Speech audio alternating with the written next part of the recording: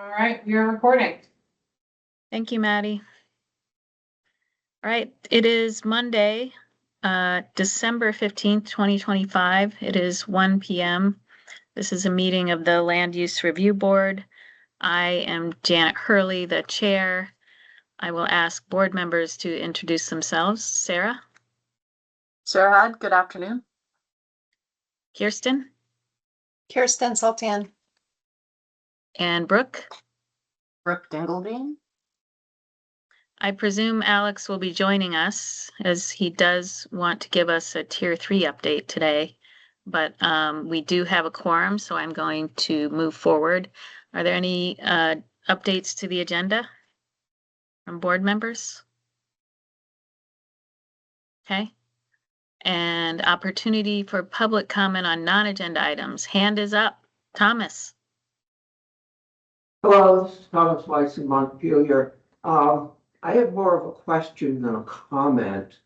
And Sarah was kind enough to send us, those of us who were involved in the Tier 1A guidelines, to send us an email with some information on it. And it requested that we send comments to act250.board. And I'm wondering who gets those emails? How is it handled once I push the send button and somebody at the board gets it? Well, Maddie, who's sitting at the table, will monitors that email address, and she would deliver it to the appropriate board member, which would be Sarah in this case. And if I wanted it to go to each of the board members, as you know, I often have. Yeah, you can send email to the board. We just can't converse with you as a board via email. So Anyway, thank you. yeah.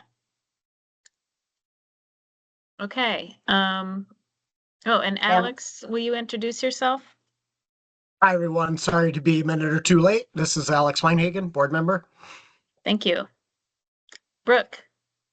I just wanted Thomas to know that either way, in the appeals study, we incorporated them. So whether it came to the board email or to me personally or to the board, all the board members, we incorporated all of those comments into our report.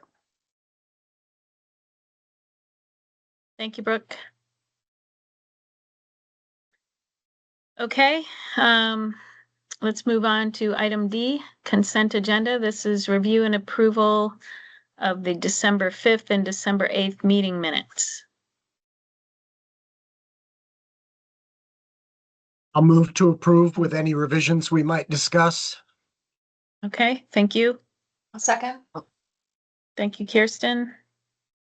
Kirsten, you had one revision that you had put forth. I emailed some minor proposed revisions to the December 5th minutes today. They were Word choice kind of, yeah, changing included to consider, right? And instead of ensure, say consider, yeah, so I'm fine with those changes. Anybody have any other comments on minutes?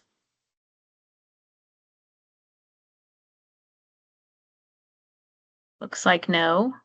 All right, let's vote. All those in favor, please say aye. Aye. Aye. Hi. And Brooke, are you abstaining? No, you were at one of them, but Sorry. not the other. Right. So I wasn't sure which to do. I think you can, we can take them separately if you want to abstain from one. Yeah, I would also say that if you'd reviewed the minutes, you could probably vote on them. Yeah. If you were not in attendance, you could still vote Yeah, on I approving agree them with because Maddie. you have reviewed them. Yeah, Yes. okay. Yeah, thank you for reminding me. Yeah, I did listen to the tape, so I'm good with them. Okay, great. Then Or for the 8th. your vote was Approve. okay, so that's unanimous. Let's move down to the next agenda item, operations, budget, and legislative updates. I'll just quickly say we are still waiting for some furniture at 10 Baldwin. We are still waiting to hear from DHR on some of the requests for duty station changes and exceptions and accommodations. So we do not yet have final plans for any of our offices at this point. So no changes there. Pete, do you have any updates that you want to provide the board today or the public? No, not today. Thanks. Okay. And Jenny, how about you? Well, actually, we have our third staff attorney. Someone accepted our offer this morning officially. Great. So we're going to be getting them on board in the next few weeks, and more information to follow. Do you want to announce anything else, like a name? Oh, yes. no? His name is Ben Canellis. He comes to us from the Attorney General's office by way of VTrans and AHS. And he's very enthusiastic environmental attorney, and real looking forward to having him on the team. Great. Thanks. Look forward to meeting him. Maybe could he come tomorrow? I can invite him if everyone's Yeah. okay with that. No, I think so. If he's accepted. Sure. Yeah, Let him he's know. committed. Yeah. Thanks. And I don't see Rachel, so I think we're good to move on to the next agenda item unless anybody else has some operational type updates. Okay. Discussion and approval of the updated Regional Planning Commission application guidelines. So that's been posted. Rebecca has summarized the changes on the last page in the amendment matrix, but perhaps I'll just fly through them on the screen real quick, and then then I'll entertain a motion to approve the changes. So the first change is to just indicate that the supplement or the attachment B, sorry, is forthcoming because it has not yet been created. So we don't want people going on wild goose chase to find attachment B when it isn't yet available.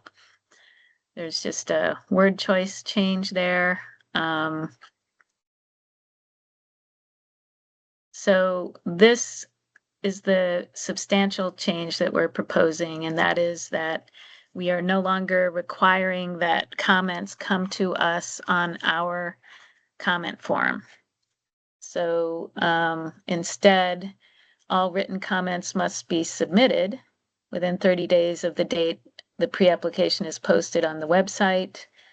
Verbal comments may be made at a board meeting during the pre-application 60-day review period or at a pre-application review meeting. So previously we had said that we required commenters to use the comment form if they wanted to submit written comments, and we are no longer recommending that. Any issue with that, Kirsten? So I'm totally fine with that change of not strictly requiring that the form be used, but related to that, I was wondering if we might talk about the 30-day deadline or holding the meeting, which coincides with the 30-day deadline for submitting comments.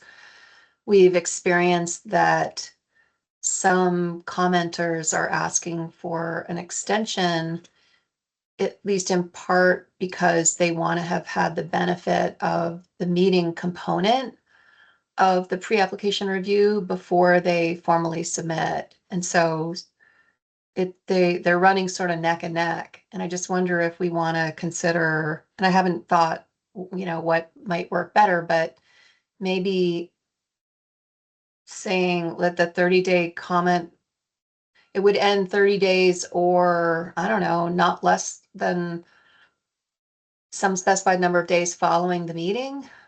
Like to ensure that people have, if the meeting occurs at day, 29 or 30, for instance, that they still have time after that to finalize and submit their comments.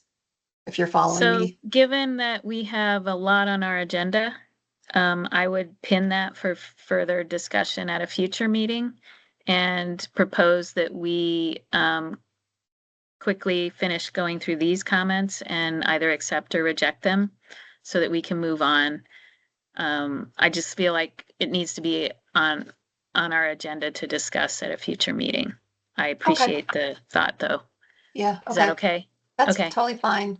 Sarah? So I think there's out right now, a workaround for that in terms of giving the 10-day extension to commenters. I think we've been liberally doing that for right now. I think the other issues that we're considering are a lot more timely and we need to address because we have had state partners that haven't used the comment form. And I think kudos to Maddie trying to tinker with different ways to make it more accessible to people to be able to fill out. But I think this is something that's necessary for us to act on today, just simply to try and facilitate continued comments on applications. So I agree with Janet in terms of maybe if we could just get through this.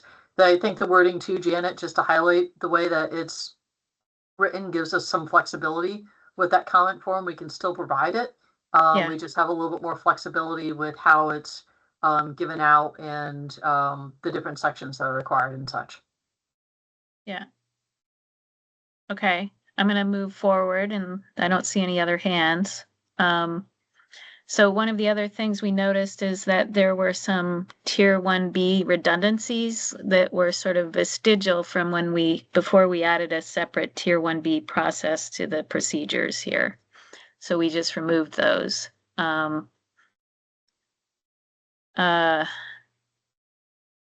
This is just a clarification on the board voting to adopt the recommended response or to modify it. Clarification, really. Oh, Kirsten? I apologize. I guess I'm not completely following the elimination of the highlighted section pertaining to Tier 1B. That's Tier 1B still... status request is separately considered in the procedures. So there's no need to include it. It's a duplicate. It's duplicative. And it was as I said, sort of a leftover from before we added the Tier 1B status request procedures as separate. So we have Tier 1B status request procedures outlined here. We don't need to reiterate them within the regional plan request procedures or regional plan review procedures. So when you're saying Tier 1B status request procedure, are you referring to paragraph B as displayed on the screen? Yes, and all the other paragraphs in these, that deal with Tier 1B requests. See, throughout, there's a separate set of paragraphs dealing with Tier 1B status requests, telling you what to do about Tier 1B status requests. So there's no reason to include this in the regional plans section. It has its own section. So we're just eliminating redundancy.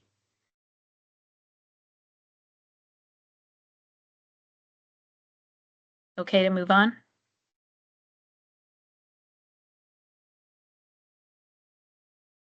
Kirsten, okay to move on? Yep. Okay. This, as I said, pre-application response was clarification. This is another redundancy that is eliminated. The description of what the checklist fulfilling the statutory requirement was already made.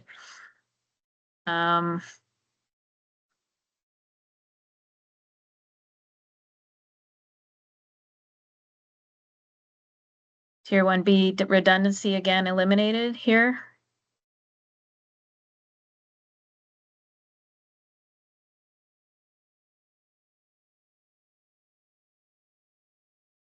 Word change there, changing an and to an or. And that's it. So the major change is making the comment form optional.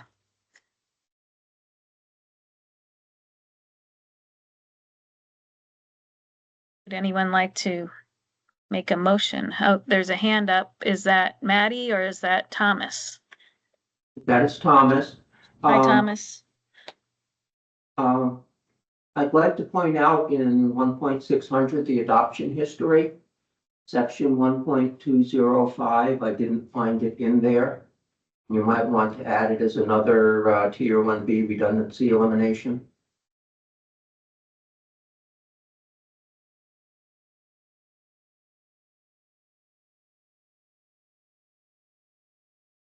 So 1.105, did you say, Thomas?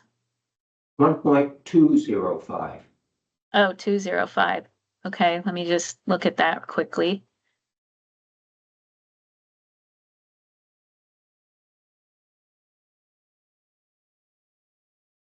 Okay, 205A.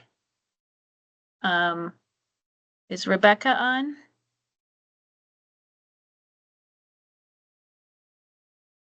I am, and I have it open, so I'll just add it to that section. Okay, in the matrix there. Okay, thank you for recognizing that, Thomas. You're welcome. Sarah? With that change, I would like to make a motion to approve. Great, Second. thank you. Any further discussion?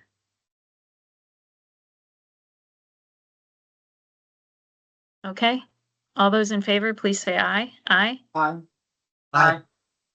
that is unanimous. Oh, I thought it was, but it was a late fifth vote from Kirsten. Okay, next item on the agenda is review of Chittenden County Regional Planning Commission draft response letter, pre-application response. So Sarah, you want to share screen on this? So I think some folks from CCRPC are going to be joining us for that, and we're running a little bit ahead of schedule. So I was hoping that maybe I could defer for a few more minutes to allow them to join, and maybe Alex could provide the tier 3 update. Okay, go ahead, Alex, if you're ready for that.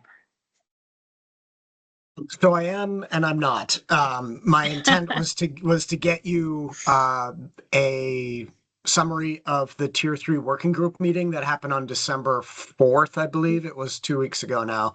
The recording of the meeting is available on our Tier 3 webpage if anybody's curious, but I haven't completed the written summary, which I still need to do. So I'd like some time, if we have it, at our meeting on the 22nd to go over some of that with you in more detail.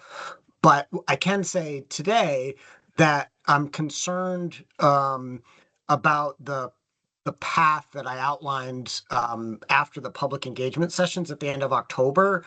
I indicated that, I would be making some adjustments to the tier 3 mapping areas, particularly the habitat connectors, sort of skinning them down and getting rid of some overreach areas and fine tuning them. And the working group and I talked about potentially more substantive changes beyond that. And we've also gotten some feedback after those public engagement sessions from at least 2 municipalities that feel that the current mapping disproportionately impacts their municipality, specifically because of the habitat connectors and how they've been identified and how many there are in those particular municipalities. So I wanted to talk with you all about that because there's a lot of sort of boring GIS work that needs to happen with those habitat connectors, and I'm not inclined to to endeavor to do that if we're going to abandon ship on some piece of them or take a completely different tact. And so as you can tell, I don't really have a formal proposal to put in front of you today, but I'm hoping to get the written summary and my thoughts together from the working group discussion for next week so we can have some substantive discussion and I can show you a couple of examples of where the issues are. So yeah, that's the bulk of it. I also wanted to let you know that the comments didn't stop coming in after the public engagement sessions in late October. I think to a large degree that was just a way for some people to begin to become aware of the Tier 3 mapping, and I've received a lot of feedback from folks who feel that many Vermonters still have no idea of what Tier 3 is, and some folks feel like Act 181 in general was sort of explained in the Tier 1 world about how Act 250 jurisdiction would be more limited in certain areas, but not as well explained in the Tier 3 world or the road construction jurisdiction world about how Act 250 jurisdiction would be expanded. So I think that's certainly true for the road construction jurisdiction because we haven't tackled that yet. And I think that I know that the RPCs that have been working on mapping have certainly tried to talk about the rural mapping as not Tier 3 because everybody's concerned that it's Tier 3. And, I think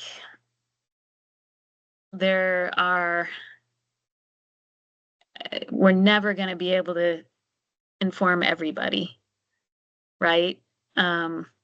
So just keeping that in mind. But I think that we are providing input. You're getting lots of feedback, providing for input, I should say, and we should just keep doing that.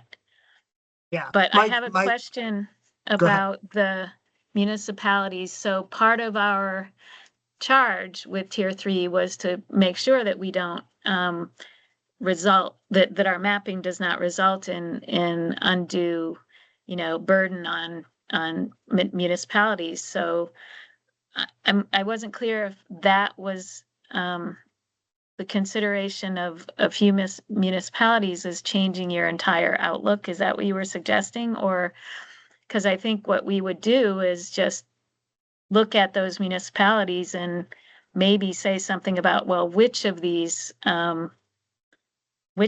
Tier 3 areas are most important in that municipality and maybe, I think it's sort of a contextual question rather than a change the whole methodology question.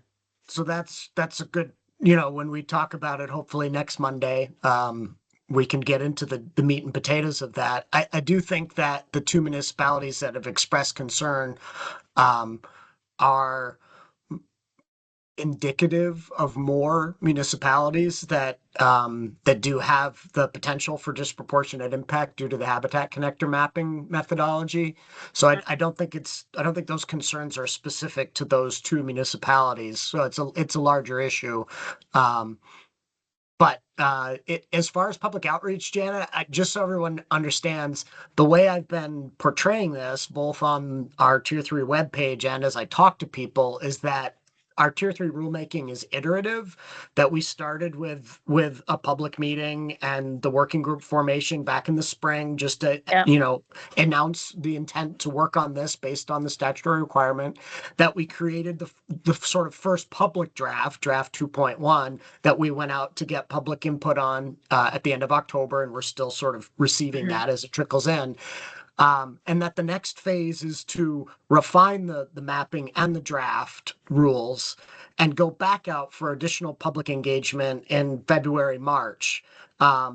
and then make some additional revisions and come back again one final Yes. time in May Yep. and for a final public hearing. So I've been Right. trying to explain to folks that there will be multiple opportunities and there'll be iterative sort of public engagement. And so I would, my hope is that we continue to work through on that program so that folks can become aware of this and, have comments at different phases along the way. And again, I agree with you that, reaching every single Vermonter is very difficult, but I'm very much interested in reaching more Vermonters and municipalities in February, March, when we have a more refined draft. And I think there are ways to do that. So we'll work on that. But right now, that's probably all I need to say about where Tier 3 is. The update I wanted to give you, there's a little bit of thinking bigger about where the refinements are going to be going, and so I will put that together for next Monday's meeting. So you Okay. have it by the end of the week. Brooke, your hand was up. It's no longer up. Are you? I was just contemplating in terms of the benefits and burden balance. That is a comprehensive Tier 3 analysis, correct? It is not based on individual Tier 3 critical resources that are identified. So we would That's be right. looking at the municipality in terms of all Tier 3 designations across all resources. Yeah. That we're identifying. Okay. Yep. I That's just right. wanted to be sure I had that right in my mind. You Sarah? Oh, yeah. Sarah? I was just gonna say, next Monday is going to be a long one, I think, between the action on the CCRPC plan and Tier 1A. And I want to make sure that Alex has time to, I don't know, that's going to be a lot to get in on one meeting, just to. So let's maybe here, since it's not quite 1:30, Sarah, talk about whether to have another meeting this week so that we can continue to move forward on the Chittenden County Regional Planning Commission pre-application response. Maybe that would help alleviate some time on Monday if that were to happen. So we did this, did we do it last week, was it, for NRPC? Perhaps we could do it again this week, which is easy for me to say because I'm actually taking 3 days off later this week and won't be able to attend. But what do the rest of you think about throwing in another meeting so that we can get further on the CCRPC response? Sarah, could you just illuminate us as to what the schedule as it stands now is for the CCRPC response? So what I was going to offer is perhaps, and this is being optimistic, is you have in your hands right now the full draft. And I'd like to try and get through that as much as we can each day. I think adding in Wednesday would be great because it would give us a cushion if we needed to. And I think the other thing that I'd like to offer is being optimistic is maybe do a possible action on Friday, as well as keep it as a possible action item on for Monday. And if we can get through it this week and have action on it on Friday as opposed to Monday, and maybe give Alex more time on Monday, that might potentially work, depending on how we all do. I'm not sure what you've brought for notes today and what the public's brought for notes. And I see that our folks from CCRPC have joined us and perhaps would like to also participate and offer comments. So it's a lot to get through, and I'd appreciate if we could take our agenda setting meeting on Wednesday and also try and get through that. But in As a terms of our public meeting. current schedule, we have a meeting planned for Friday morning, correct? And that was scheduled principally to deal with the Chittenden County Regional Plan review. But Yes. your fear, Sarah, is that between today and Friday, we won't actually get through it? Correct. Okay. I'm not trying to prejudge, but Well, I have no problem doing what we did last week and turning our agenda setting non-public meeting into a public meeting and having that be more Chittenden County Regional Plan discussion. That works for my schedule. Brooke, Sure, me too, but why don't we see how far we get today, and then Sarah, you can judge if you'd rather have the cushion of Wednesday.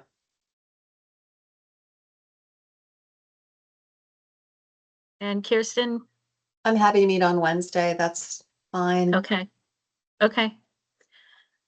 All right, so it's But 1:30. Yeah, I do Oh, feel like go it- ahead. I do feel like it kind of makes sense to see how far we get today, maybe, but you know, we can plan on Wednesday too. Either is fine with me. Okay. Sarah, do you want to start with the pre-application response discussion? Absolutely. And I appreciate everybody's optimism, and we'll see where we get. But with that, why don't I'm going to share a Word document as opposed to the PDF, so I can make changes as we go. And the Word document that I'm going to share does have some comments in it, just because I left them just as mental notes for myself. So I will be. All right, can everybody see the pre-application response Yep. letter? Sarah, I have two very quick one's a correction. I had pasted in the paragraph under the database link there, and it still has NRPC, so that needs to be changed to CCRPC. All right, are you still seeing my screen? Yes. And where are you at?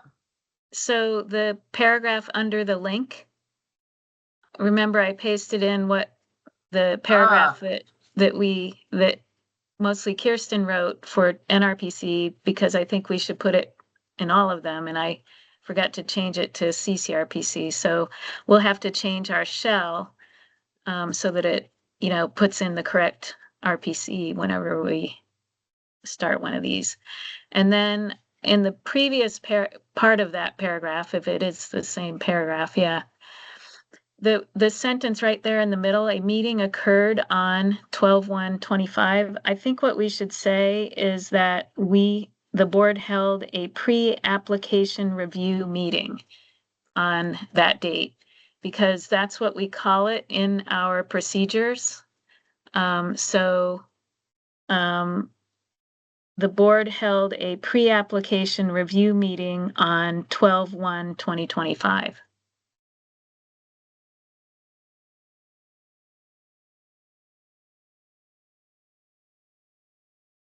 A pre-application meeting? A pre-application review meeting. That's what we call it in the procedure or in the guidelines. And All right. yeah, thank I you. appreciate this is building the shell where we're flying it too. There are Yep. lots of substantial changes to the shell, so. Yeah. Okay. All right. So,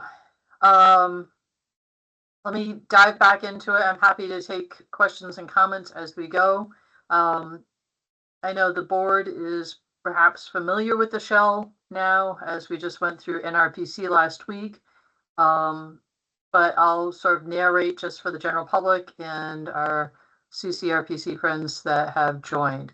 So I think, as Janet just sort of first introduced, the first page is sort of a recap of when we received everything, how we're going about it. A lot of this is making its way into a shell that we're now using.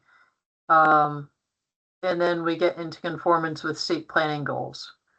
And there's a lot of brevity here, just given the focus on some of the areas that we had comments. There were no comments with 1 or 2. 3, which is historic settlement patterns, compact villages. We're saying so far everything is consistent. Draft plan is consistent with goal 1. We're advisory comments that there was a discussion about under public comments about lack of affordable places in rural communities. And I know we've had this discussion as a board, just some advisory language that might be of assistance there. Goal 2, again, we're saying that it's consistent. Yes, Alex. Yeah. Do you want comments along the way here? I assume you do. Yes. Sure. Okay, so my comment on the advisory recommendation under goal 1, this is talking, the basic recommendation is a discussion about parcelization may be helpful within this context. What is this recommendation driving at? Could we be more specific about the issues or items that we think should be considered in an expanded discussion of parcelization? So I think this gets to some of the conversations, some of the comments I think Kirsten's had about having to attempt to provide affordable housing within a rural context. It's sort of a double-edged sword, and to maybe take it as an opportunity to address that in terms of generally when you have smaller lot sizes and also the infrastructure, it's more affordable.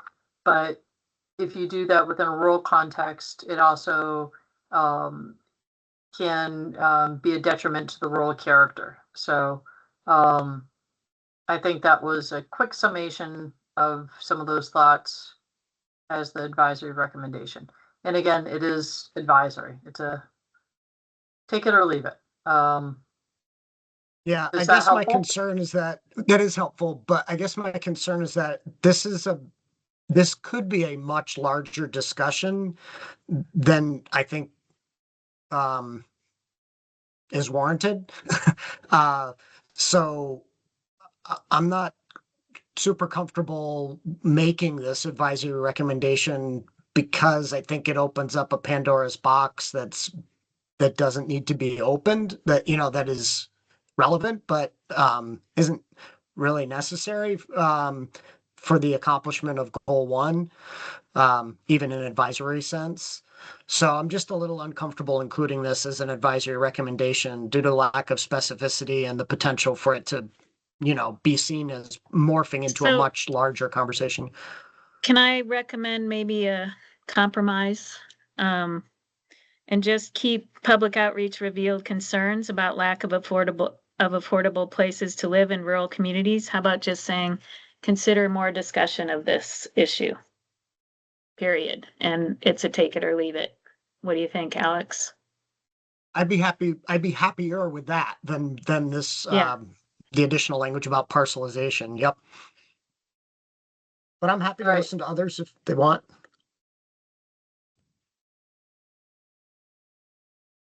I don't Anybody see any else? others raising their hands. So let's keep going. All Well- right. Oh, there's a hand. Kirsten. Yeah, I just want to quickly say I agree with Alex. I mean, I'm not sure why we need to include that as an advisory recommendation, but I'm more comfortable with the edit that was just made. So I'm okay with that.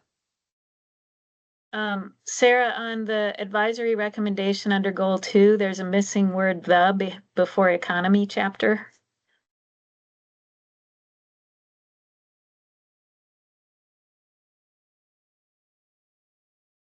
In the bulleted paragraph, just right before economy chapter, the last line there, just stick that in there.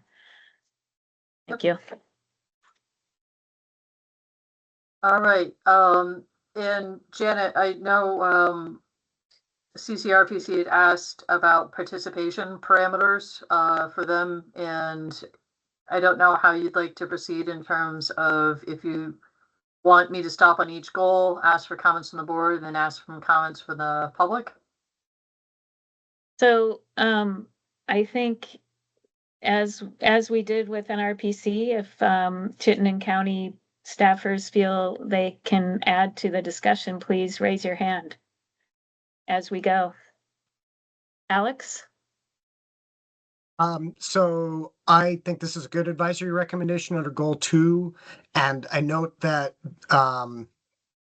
in chapter, in the relevant chapter, there's discussion about the 2021 Create Vermont Action Plan. And that we might want to also recommend that they consider adding or highlighting some of the 2021 Create Vermont Action Plan projects, potentially bolstering chapter 14 with more detail from that plan. Right now, it sort of looks at that plan and says, go look there for how we're going to do this with regard to the arts. And I think it would be helpful to, if they could just pluck a few things, examples or highlights out of it. What's your Consider specific adding, verbiage? consider adding highlights from the, what's the plan called, Alex?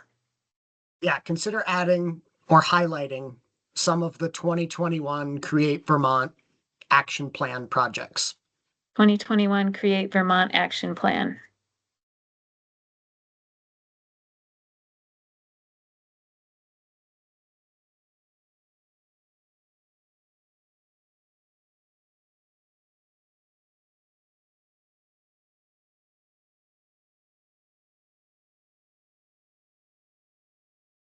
Got it. Period. Okay. Everybody okay with that? Taylor has his hand up. I just wanted to note that, generally with the advisory recommendations, I want to not interrupt the flow of the board. I'm going to let you guys talk. If there are any issues with advisory recommendations, we'll raise our hand and say so, but I'm going to let you guys go for it and you guys can ask me questions. Okay, great. Thanks. I think, did I send you something on goal 3 this morning, Sarah? I think it was. I think you sent me on something goal 11, but let me Oh, it was goal 11. Sorry. wait. Okay. Hang on. Goal 3. Yep.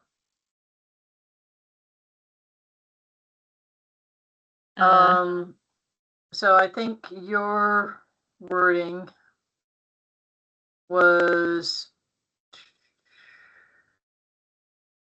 hang on, let me see if I can put these side by side so I can read both.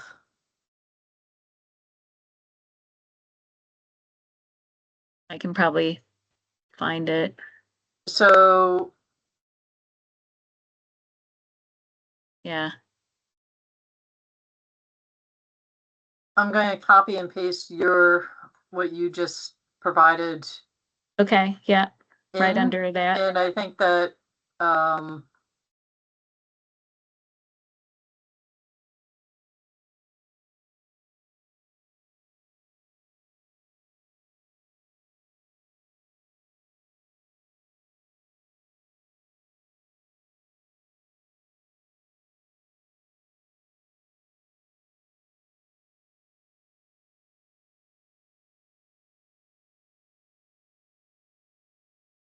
so this is the same as up above, so I'm gonna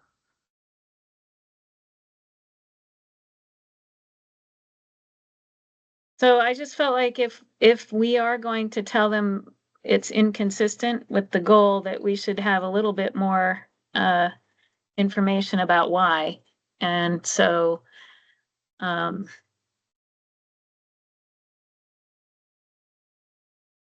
I'm fine with that additional paragraph. I think it's just, rewording with more specific references.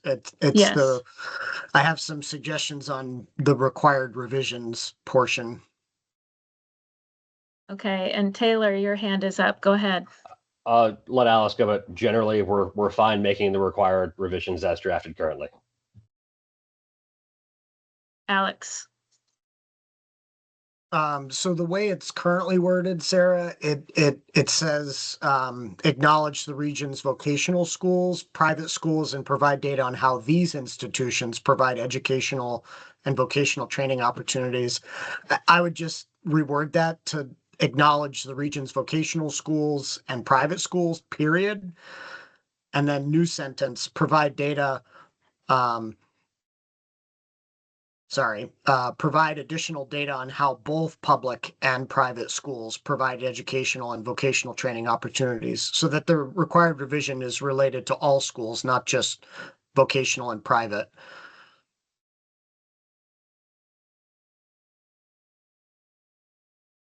And while Sarah's trying to capture that, this was one of my recommendations, so I appreciate you including it, Sarah. And on second look, I thought, boy, where's the mention of the institutes of higher education with regard to this goal? And I searched the plan, and I couldn't find sort of like a list of the institutes of higher education in the region. So I wonder if maybe that's something we would also like them to add. I mean, this is the region that hosts the state's premier university in the state. It would be nice to mention that as part of this chapter, I think, or this goal. Not to mention several other colleges. Well, Right. I don't know about several anymore, but a few other. Well, at least two, Champlain College and St. Mike's. Yep. Yep. Well, it used to be Burlington College too, but not anymore. Yeah, no more. I think maybe at least an advisory recommendation to refer to the institutions of higher learning. What about other board members here?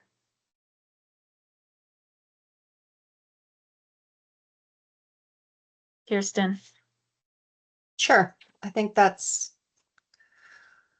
consistent with the information that was provided, at least for Northwest. I'm not remembering for Rutland. They were identified.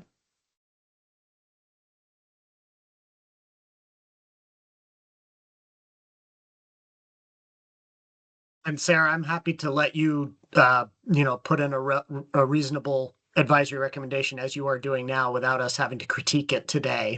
In the spirit of moving on, we can look at it at the next meeting to make sure it fits.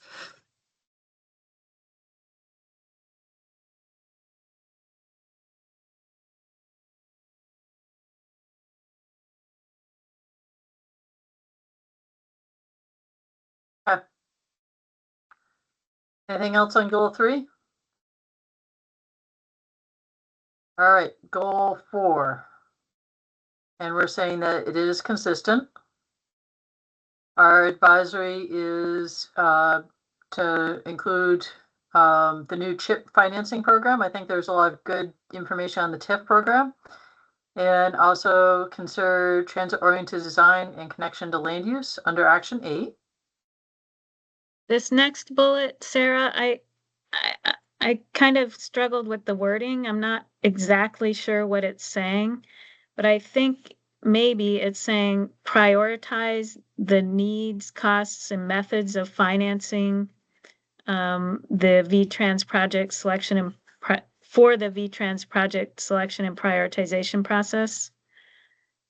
Yeah, this was something V-Trans had commented on. I tried to be summative with this and tried to say what their comments were in fewer words. So prioritize need, costs, and methods of financing of future needs. I mean, future needs seems redundant. I would just say prioritize needs, costs, and methods of financing. And then for the V-Trans project selection, so take out of future needs should be identified. Yeah. And honestly, I flagged this one too. I would delete this. I think that the plan does a decent job of talking about,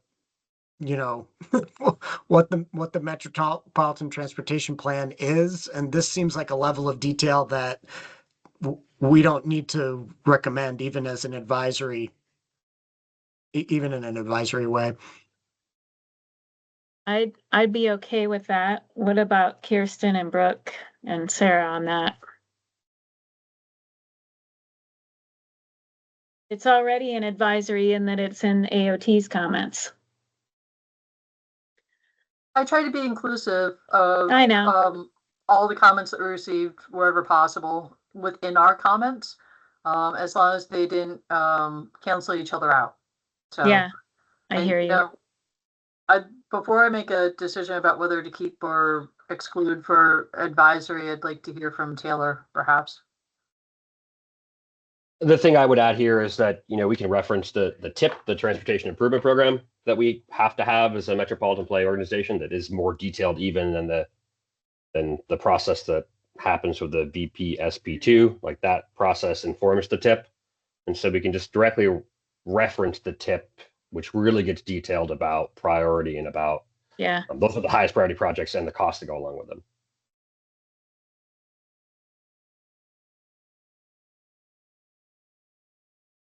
Yeah, I reiterate, I'd prefer to have this advisory recommendation go away. AOT is welcome to make it on their own. I don't really subscribe to it.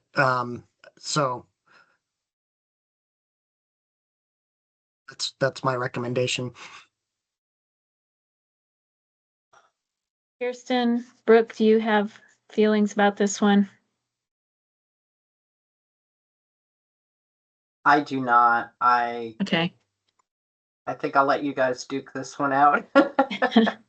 I don't feel like it needs to be there, especially given what Taylor just told us. And it is in the VTrans comments, which the RPC will have access to as well. Kirsten. Yeah, I'm not sure if it makes sense to include as a recommendation here. And I guess I think I'm interested to see the final content of AOT's Act 181 study when it becomes available. I feel like all the there's some elements of the transportation recommendations that are perhaps in flux. And so I'm okay with omitting this here and now, but it may be something that gets revisited as a component of the final plan review.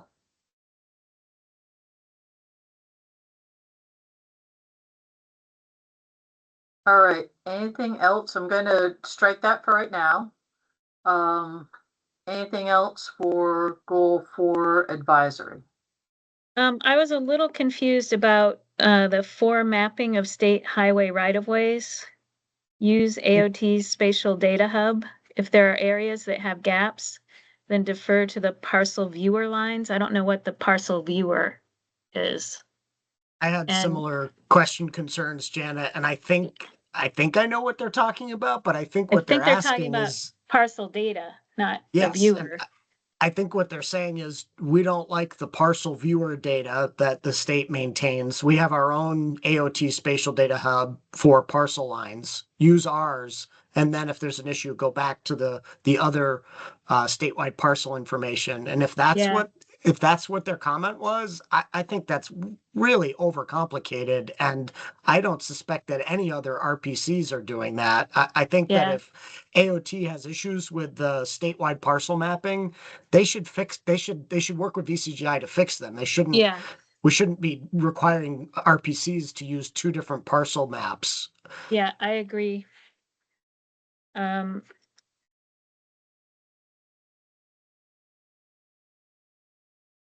Kirsten. So this comment pertains to the next bullet, which makes reference to an AOT position and then signals that the board concurs. And my interpretation of this pre-application plan review is that the board is not here itself going through and deciding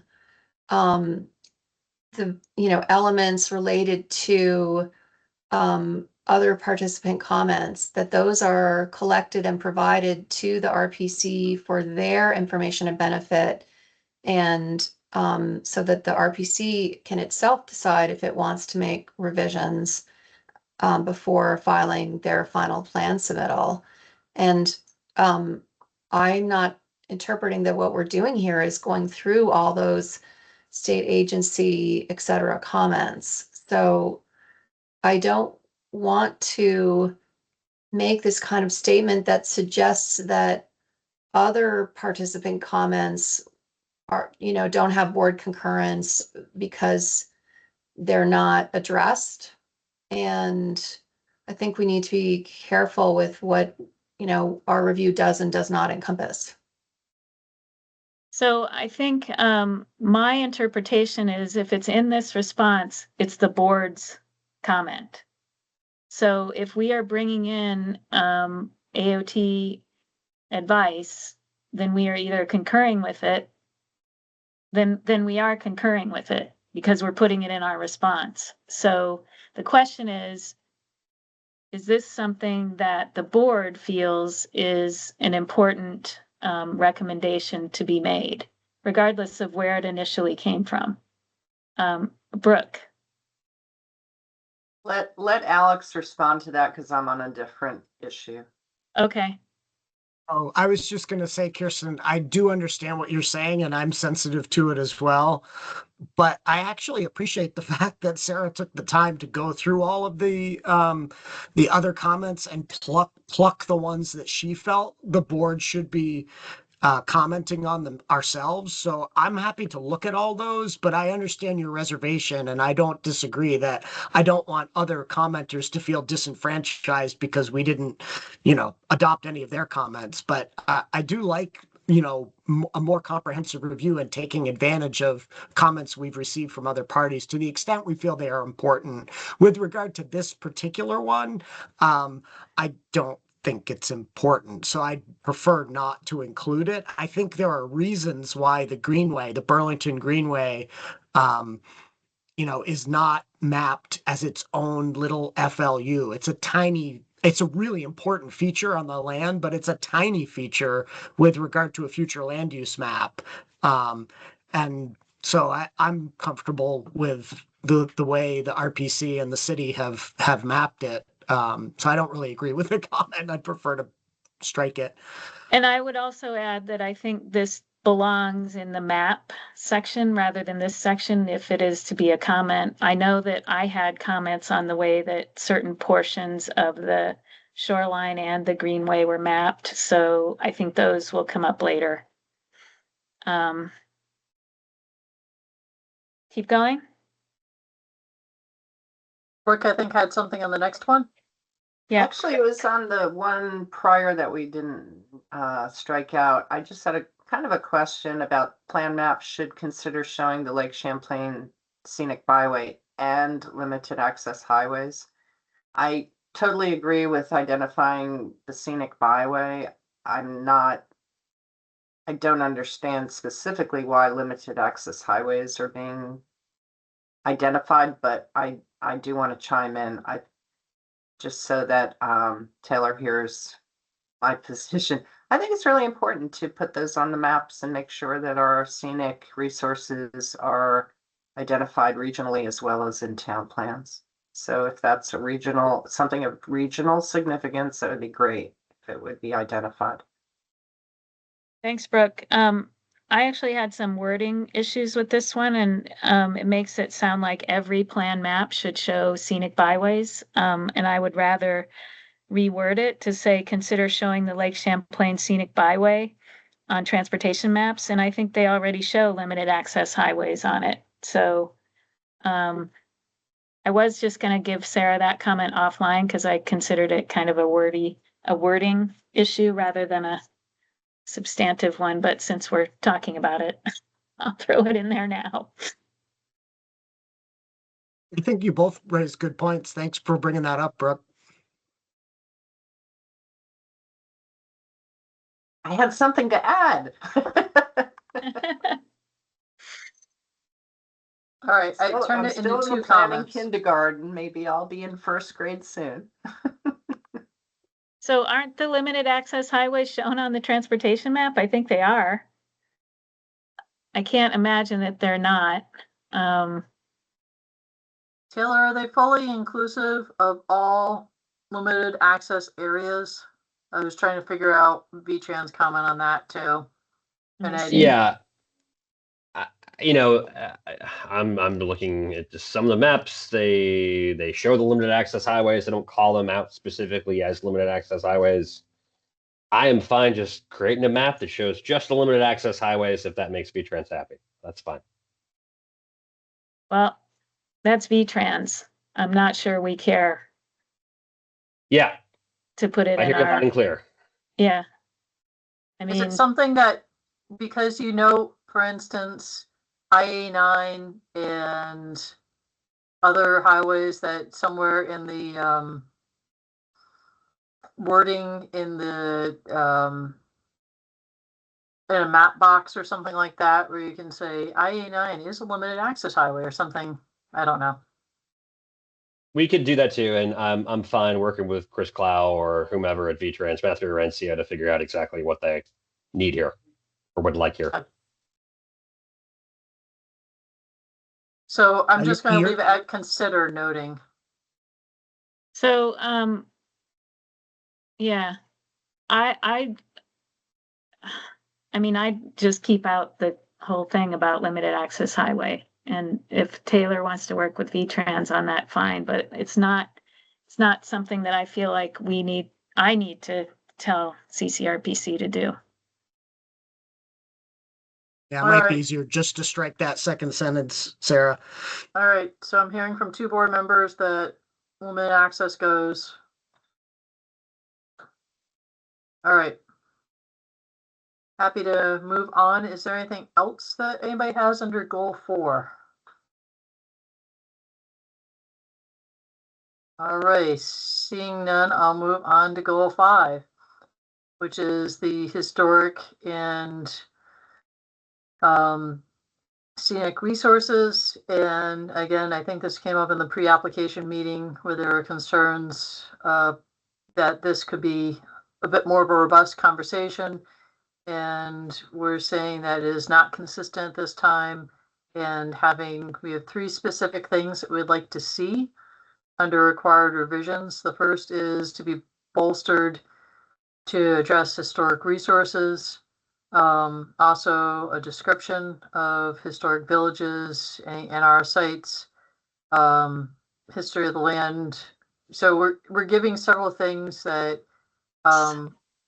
should include, and also saying about expanding the discussion on page 142's about scenic and natural resources. And then we have advisory comments. Alex. Yeah, so the second bullet under required revisions, Sarah, I wasn't clear because it starts with actions, page 142, should include providing description of historic villages, such. It was it your thought that should be one of the actions to create those descriptions over some period of time, as not for inclusion in the plan, but this is an action item because those descriptions don't exist? Or were you actually thinking that they should create those descriptions now and include them in the plan, but not as an action item, but just as descriptive language? So under actions right now, you have tourism, outdoor recreation, economy, cultural resources, working lands, public spaces, and then access. And I think it could be something separate than cultural resources. It could be a separate action item. So, Sarah, on that, I went back and looked through the plan, and I feel like these should be advisory. I feel like the plan does address historic districts, and one of the goal 15.3A is to work with all the municipalities to update all the historic register, or what the state surveys. I feel like I don't feel like this is inconsistent with goal. I don't feel like this plan is inconsistent with goal 5 on having looked again specifically at every mention of historic in the plan. I feel like it's a very concise plan. It doesn't spend pages of time talking about anything. It's very different from the Rutland Regional Plan. But I think that what it does is adequate, and I think that these should be advisory.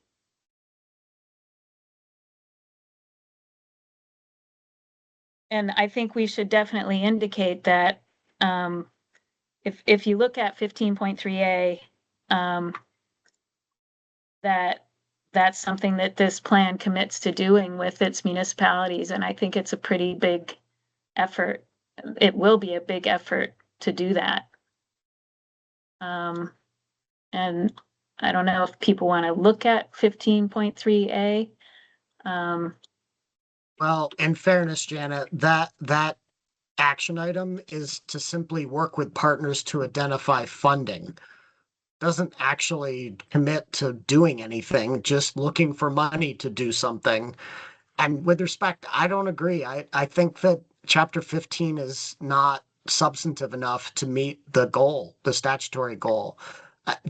I'm not sure that it needs to be pages and pages, but some recognition of the particular historic areas in the county. There needs to be some recognition of that, not just an action item to look for funding to revise, the current list. So I do feel like this should be a required revision, or at least some portion of what Sarah's drafted should be a required revision versus just an advisory one.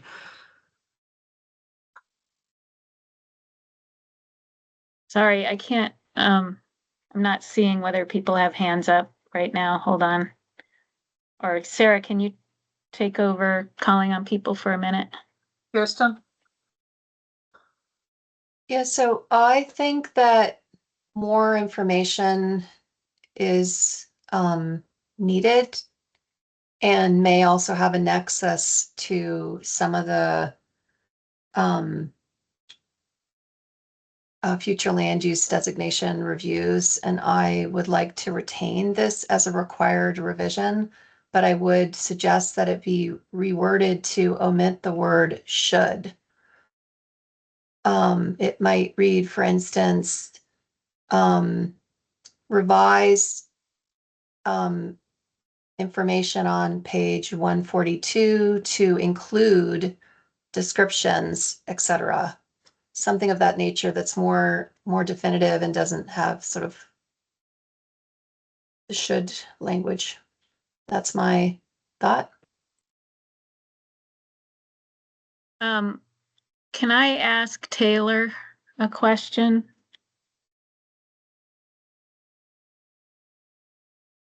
Is that okay? Taylor. Fine by me. Yeah.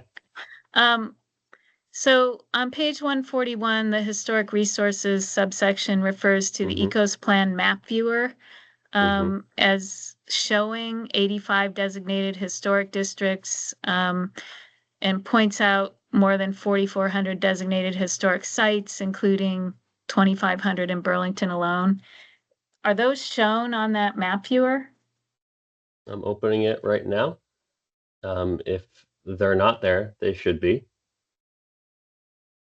And is the Ecos map viewer part of the plan? Good question.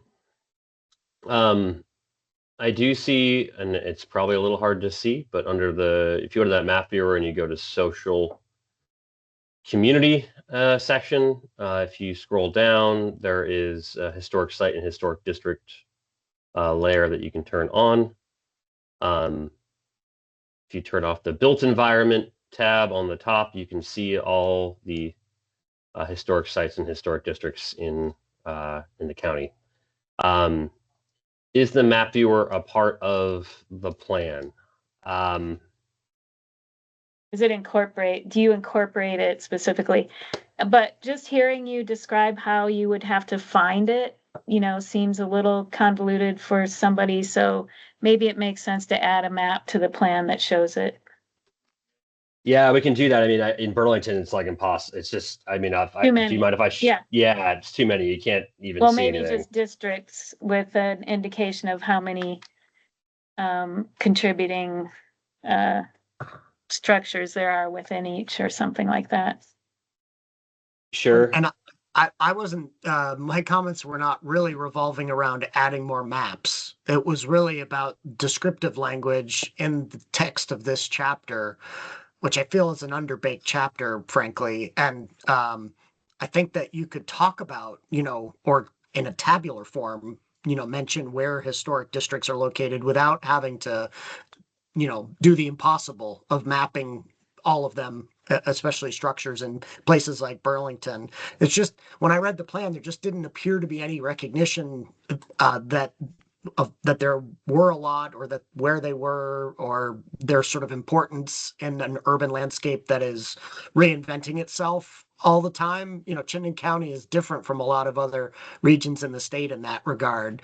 And it seems like some additional language to recognize the balance, between historic preservation and historic recognition of historic architecture and the like, in the face of an area that really is developing quickly and needs to reinvent itself regularly might be helpful. And Janet? more, get after the goal Yeah. more. Oh, sorry. I can't figure out how to raise my hand and also continue to share screen. So just to jump in, I see Kate also has her hand up, but I just want to also provide that the reviewers, the review team, the internal team that I had from for CCRPC also highlighted this as an area that it needs to not just show these areas, it needs to talk about them in some sort of context. And Right, are these identify, important protect, and attributes to preserve, the yeah. area, or are they not? And so I think this was something that it's just more than Alex that noted this. Oh, yeah, yeah. Yeah, it says to identify, protect, and preserve, and yeah, the work with partners to identify funding is, I think that's kind of what the RPC's job is, and I just don't know how much more the RPC can do on this without, it needs funding to do things. But Taylor, or I'm sorry, Kate. Thank you. A few responses. Alex, you said tabular, which might have answered a question I was having. If part of the goal here is to make sure we are representing the breadth of historic resources, even in fast changing, shiny Chittenden County, I feel like maybe a table would be a good tool for that, rather than a map. So I think I heard you say the same thing, and I appreciate that. I think we could always add a brief paragraph about just the importance of these structures and keeping them adaptable and in use, that they go away if they aren't used and loved, and they've been the cores of community for a long time. So how can you maintain the centrality of those by helping them adapt to new uses? And I wonder, I would want to talk with Taylor, but I would wonder about adapting that action we've been discussing. Janet, the chair, is correct that it's our role. It's more our role to help matchmake and find funding, for example, than it is to go out and do historic inventories. But perhaps there's a way to modify that action that speaks to the funding, and then also says, support the development of, whether that's that we help get those consultants in, whether it's that we provide some project management. So there could be a little more we do kind of within our duties. And so that's just a a few really good reflections. point, Kate, about encouraging the reuse of historic structures. And I could see that you could put that in a lot of places in terms of the land use chapter and housing goals and housing chapter. So yeah. Taylor? Just a couple points. We can talk about what municipalities are regulating form already too, just as maybe another tabular list of who is regulating built form, and how that's important to preservation or even evolution. We could add actions related to, assisting municipalities doing that protecting and preserving part of the statute. We certainly can help municipalities identify funding or write regulations to protect and certainly access funds to preserve as well. So yeah, we can bake this a little bit more. We can add some additional actions. It's all stuff we do anyways too, so it's not like we're adding more work here. But we can just have a little bit more discussion and be clearer about what we're going to do to further this goal. Okay, sounds good. Any more on this? I'm conceding that it's fine to make these required, at least for myself. Kirsten and Brooke, are you good with the thrust of how we're making these recommendations? Requests? I'll jump in and just say, to me, it sounds like the discussion needs a little bit more of the identifying piece. Because the funding, of course, really is the action that effectuates, the protect and preserve aspect of this. So I agree with Kate. I think a tabular representation, sort of, this is what we have to protect. That would be very useful. And Kate, thank you very much for your comments. I always find them very informative. Thank you. Thank you. Kirsten? I'll quickly add that if the information is provided in a tabular form, that for my part, I would hope that it would include the location of the features compiled in that tabulation.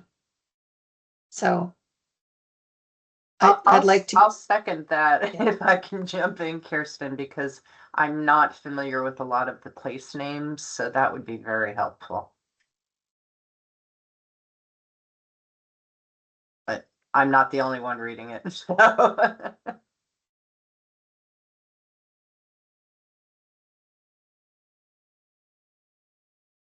So I just modified the second bullet to say possibly in a tabular form. I don't want to get too specific. I think we can let CCRPC, based upon today's discussion, figure this out more. Something I do want to highlight before we move on to the next goal is I think the scenic resources too. That was another important section, and I think that's the third bullet point, as well as under advisory recommendations. Again, we spoke about this at the pre-application meeting a bit more specifically, and I think under the advisory recommendations, we're saying there's quite a bit to choose from. Please choose some to discuss in more detail. Is everybody okay with goal 5? Yep. Sarah, Okay. can you just quickly tell me why the second bullet under the advisory recommendations is there, which says that scenic recreation historic resource action should reference the Community Investment Board program steps for designated areas? Let me go back to I think 142. my guess is that because the Community Investment Program has incentives for historic, it has tax credits for redevelopment of historic buildings and sites. Absolutely. Within I these think that's that areas. sort of linkage to funding I think that's an easy Yeah. one. Yeah. Okay, yeah, I figured it had to do with historic structure preservation and code improvement and such. It just, the way it was worded, I wasn't quite sure. Is there a Thanks. word I can add in there maybe to? I'm going to leave it at your discretion. You and Janet Okay. seem to get it right away. If that makes sense to you, great. If you want to add a word or two, feel free for the next round. Okay. I'd like to continue chugging along to goal 6. We're saying that this is consistent. We have some advisory recommendations here. I'll Lot of stop on the advisory recommendations. I'll stop on the first page. Under the bedrock geology, can you just put the word to in between south and north? runs north to south in Colchester. Yep. Yeah, and actually I flagged this one because this radioactive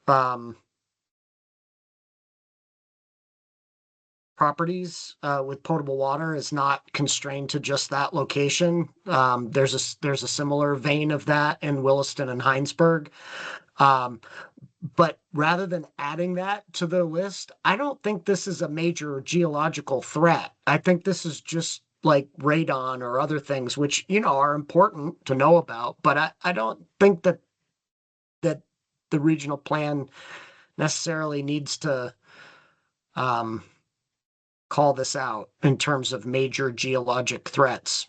But I'm happy to hear why maybe you think it should, Sarah. I assume this suggestion came from you. Yep, it did, just because it's, was interesting. In a bygone time, some of this area was considered for resource extraction for uranium. And I think it's just was worth noting because it does impact home building, particularly with potable water and radon. Is it But- radon? Is it mostly radon? Does it render areas within those towns unavailable for development, for residential development? So it makes it a heck of a lot more expensive because you can get a water filtration system that will filter out these radioactive stuff that gets in your well water, but then you have to pay to dispose of your well filter like it's radioactive waste. So it can impact not just the cost of construction, but the cost of continued living within some of these areas. But, you know, we're very fortunate in Vermont. We don't have really much for landslides and for earthquakes and those sorts of things for geologic threats. So I will admit that this is a relatively minor one in the grander scheme of geologic threats, but I thought it might be worth noting. So maybe Yeah. take the word major out.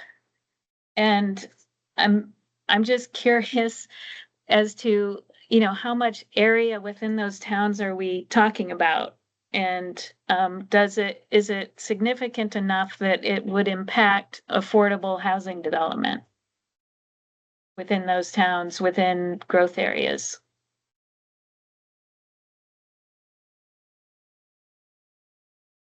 You know, if it is, then maybe it is significant enough to address. Yeah, it may Otherwise- be it may be the lack of planning in my former community I used to work in, but we acknowledged it in our municipal plan, but we in no way did we plan differently for that area. It was more of just a buyer beware kind of a thing. It wasn't like we were prohibiting the construction of new homes. It wasn't that the drilling of wells in those areas had to go through greater review or even greater testing, frankly. I mean, it'd be silly not to test them in that area, but I don't think the state had any requirements that they be tested for anything other than potability. You know, radioactivity and heavy metals and all those kinds of tests are discretionary. So that's why I was thinking maybe we could just delete this one. And, you know, the regional plan can't address everything. Some of those things are addressed at the municipal planning level. Kirsten, Yeah, this one gave me pause as well. And I don't know that we need to say that it impacts potable water supply and home construction necessarily because it's of that cost solution factor that is available. And you know, if we're gonna do this kind of thing within these plans, then maybe we should be saying something about you know, landslide areas, that kind of thing. And I'm just not sure that we need to get into this level of detail. I mean, I think it's okay to note it, but yeah, I'm more comfortable with the revision that just occurred. okay.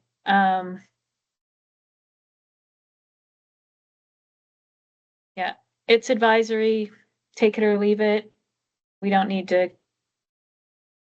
I guess, feel consensed on it, other than that it's there. Is everybody okay with it as revised? Looks like a few nods. Alex, okay. Sure, I don't need to belabor it. I did have Yeah. a comment on the bullet prior. This is action 2D, implement permits on page 51. And the comment seems to be that the plan says that the Regional Planning Commission will advocate for better coordination with regard to oversight and enforcement of stormwater permits for private development. And then the comment is this implicates A&R, which should be explicitly mentioned, maybe even mentioning the Agency of Agriculture.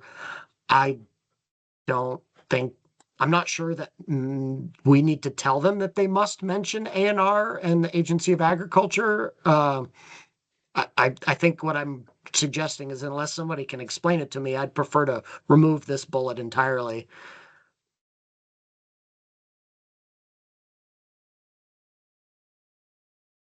Anybody feel wedded to that bullet?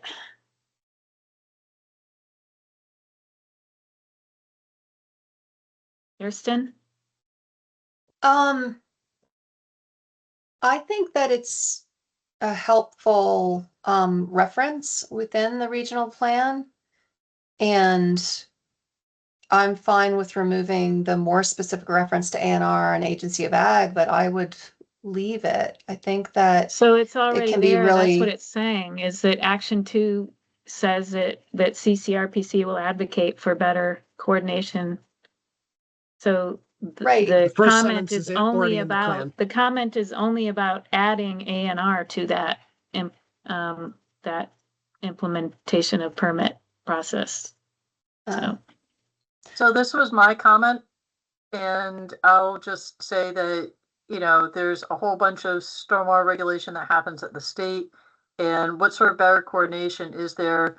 I think it means ANR. It could also mean VTrans.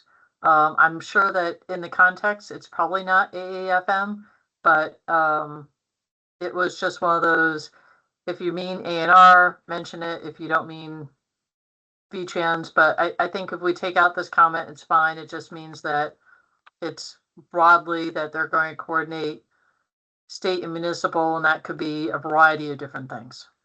yeah, I was mean, just I trying think- to clarify. yeah.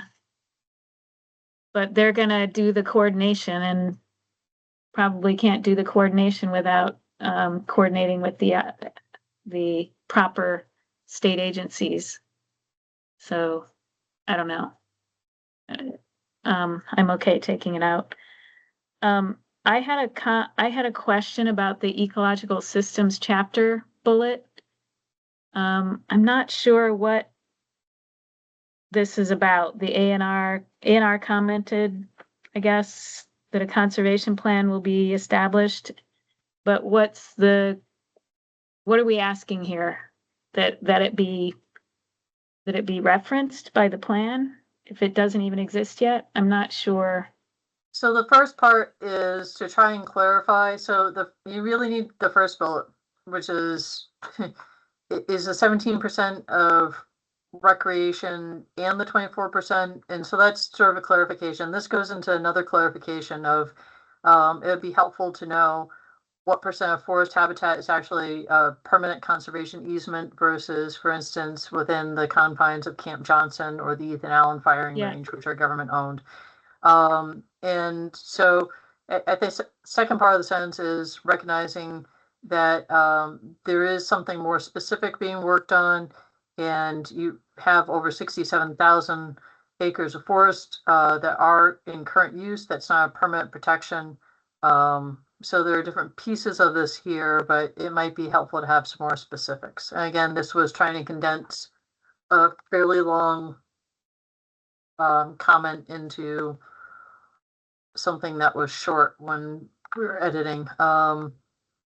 So my question is about that second sentence on that bulleted item and what is being asked of the RPC here? Are we saying that the RPC We can take that out. Okay. Or we can just say it's noted that there are, It's in an A and R Or comment, just Sarah, say, then we don't, it instead of doesn't it need is to be in noted, just ours. say, can you just say there are rather than it is noted that? Just to be direct. Just say there are without the it is noted.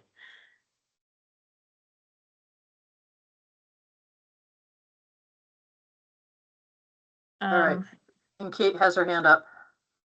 Hey, thank you. We can go back and look and see if we mentioned somewhere already the enrollment in the current use program. What I wanted to comment on was the first part of that second bullet. I stumbled over the idea of forest habitat conserved by easement versus protected by government ownership. But Sarah, when you mentioned the federal ownerships, that clarified it for me a little. The reason I stumbled is that the state owns land that is permanently protected. So there's some overlap in that Venn diagram between land that is conserved and land that is government owned. So Yeah. if we mean mostly federal, that would just be helpful for us as we're processing these comments. Thank you. Yeah, I don't read that to be exclusively federal in terms of government ownership. Government ownership to me means government, so federal, state, or municipal. Okay. Some of which may be protected by easement. So if there's a desire for us to differentiate between stuff that is owned by the government but not protected by an easement versus owned by the government protected by an easement versus simply protected by an easement and in some other form of ownership, just sort of want to make sure we're thinking about the right thing there.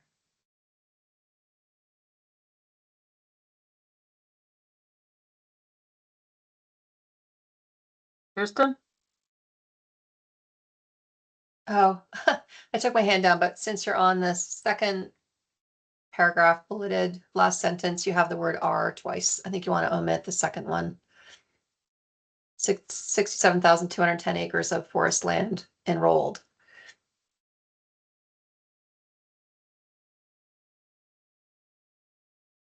Okay.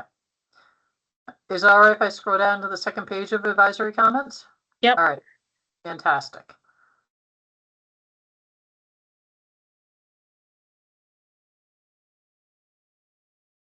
Any comments on these last three bullets?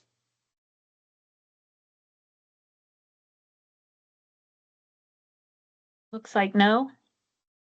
Let's keep going. Goal 7.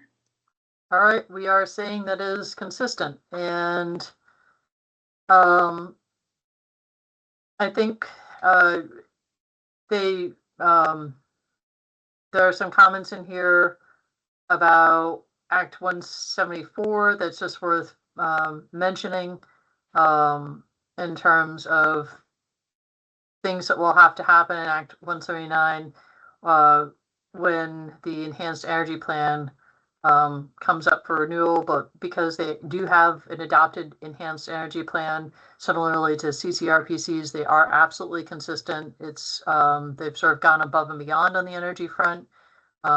Just there are some important things to note, and I think it is sometimes worth noting other agencies' comments in here, because if by the time they come back for final and they have made these changes, I want to make sure that we recognize that these are acceptable changes for them to be making. These are changes that they will have to make. Yep. So, can I ask if the Enhanced Energy Plan is on a different adoption schedule It is for not. CCRPC? Same Sorry, schedule. it's the same schedule? Correct. Yeah, it's Okay. part of the regional plan. Okay, thanks. And I think, Sarah, you meant to say similar to the NRPC. correct. Yeah, okay. I'm sorry if I'm losing my ability to speak at this point. Okay. That's okay. I'm just correcting the record. All right. Thank you. I do that all the time. I think the third bullet under the advisory recommendations is fine, but it seems a little nitpicky to me. I'm not sure that this is a item that I would have raised as a board member looking at that to say, well, you want more in-state generation, but some of it happened through Act 171 and 179 in 2024. So what else do you want? I get And again, it, but this at is the a same time, comment from public service, and I I think it figured as was much. worth noting, just so that if they do make these changes to make public service happy before they come back to the final, is that we have acknowledged that these are acceptable changes to be making. So I know it just kind of implies that the RPC failed to understand what happened in 2024 with Act 179, and it seems a little condescending. But Taylor, maybe you don't know what happened, or the plan doesn't recognize it. Maybe you could speak to that. Oh no, I agree with you entirely. We will, we likely will not be making this edit. It is something we have talked about a lot with the department, and we will talk about again with the department in January as to why we are not going to make this edit. But yeah, we can deal with that with the department. So, I mean, if there's a quorum of the board that thinks this is an important one for the board to include, then I would say let's keep it. But otherwise, I would say let's omit it. Why would we recommend something that the RPC is telling us here that they're not going to do? To be clear, we were not going to do unless they hold up our determination, in which we will then make the edit. But if this is advisory, which I believe it is, we are not going to make this. It's not this board's job to make that determination. We are supposed to defer to the Public Service Department, and so I don't know about. I hear what Sarah's saying. I think it's important to point out, that if these changes are made, they should be okay with us. But with regard to this one, it's not our call to make anyway.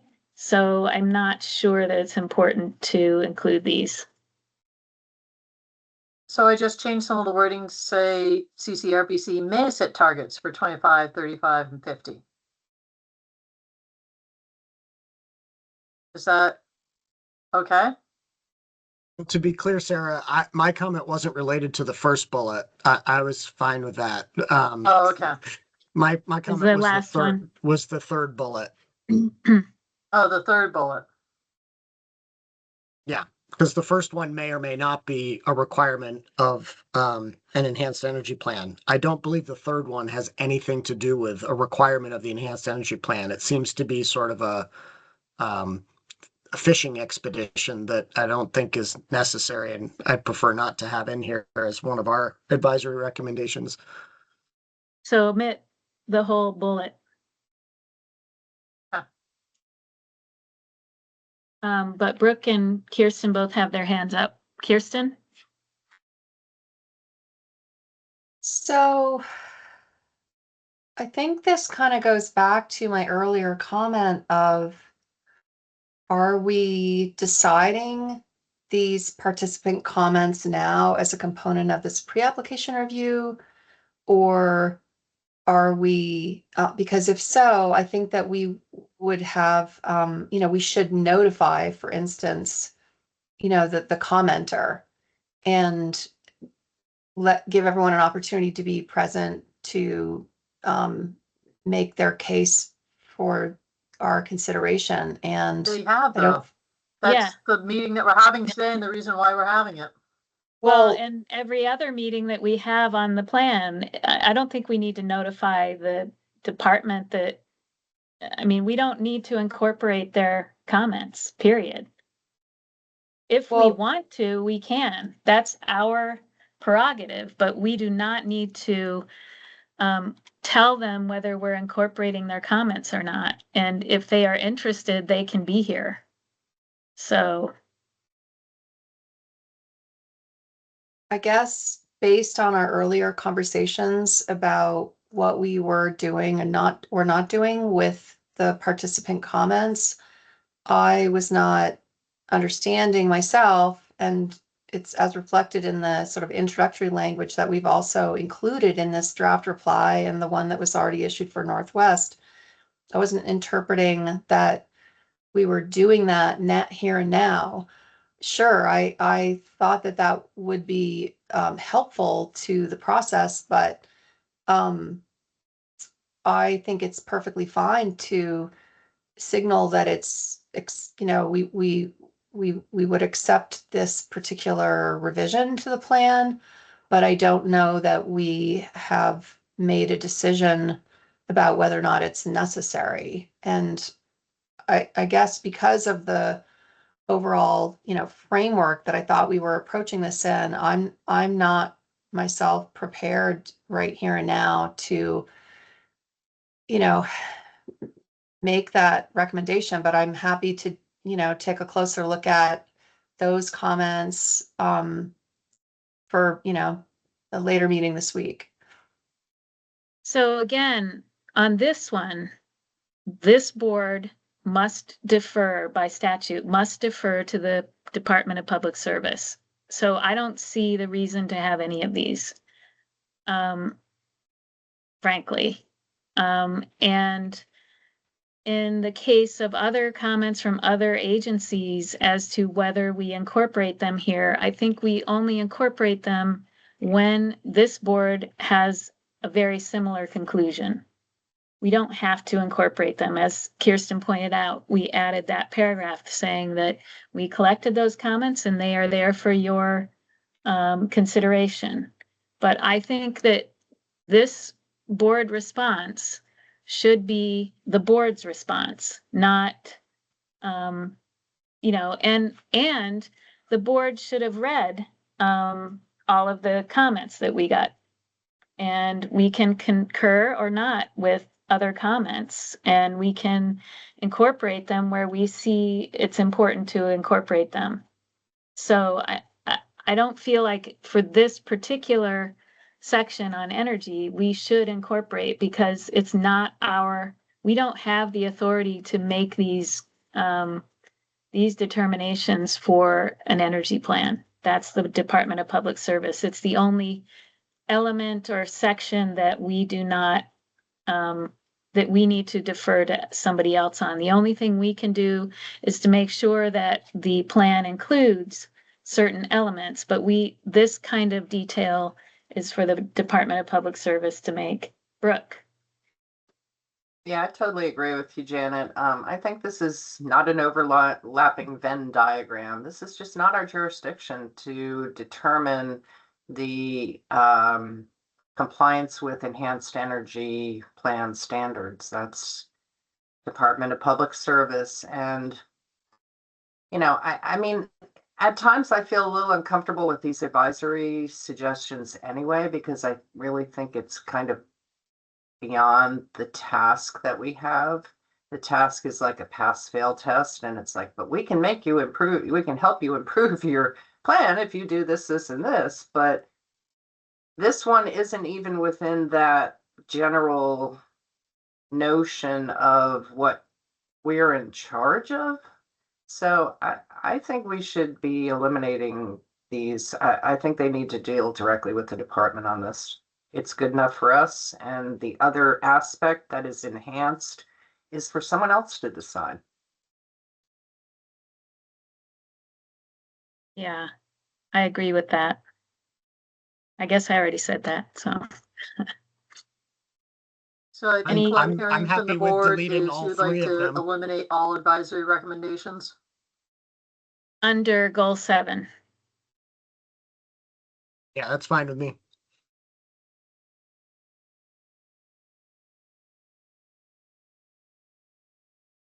Goal 8, we have one advisory recommendation. We're saying it's consistent, which is consider identifying parks that are present in the region under recreation resources under 141. Everybody okay with goal 8?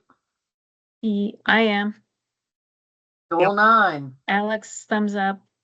Brooke is nodding. We're saying that it is consistent. And this is ag and forest industries. And we have advisory comments here about regenerative economy, agricultural lands, and farm to plate. Alex. Seems like we ought to put the same advisory recommendation in this response letter that we did with Northwest with regard to encouraging sound forest management practices, which is part of the goal. I don't think you need to wordsmith it now, Sarah, but you could grab it from the Northwest response letter if others agree. So didn't we, didn't we include it as required? And I kind of reluctantly agreed that it should be required in terms of the sound. Oh, was No. it ended up Alex and being I- advisory? Okay, Alex and I wanted it as required, and you and Sarah wanted it as advisory, and Alex and I conceded. oh, okay, So it's I listed in Northwest remember- as advisory. okay, thanks Kirsten for reminding me. Taylor, you turned purple. It happens sometimes. Sometimes I turn green too. I can't tell you why. Okay. Okay, so any issues with not goal 9 for board members? Okay. Let's, other than what Alex pointed out. So Sarah, you'll make a note of that. Got it. Okay, goal 10. We're saying it's consistent. We have one recommendation about earth resources and existing extraction operations. And that's in line with a recommendation that we had for NRPC, right? Based on Alex's input. Correct. Okay. Goal Goal 11. 11, housing.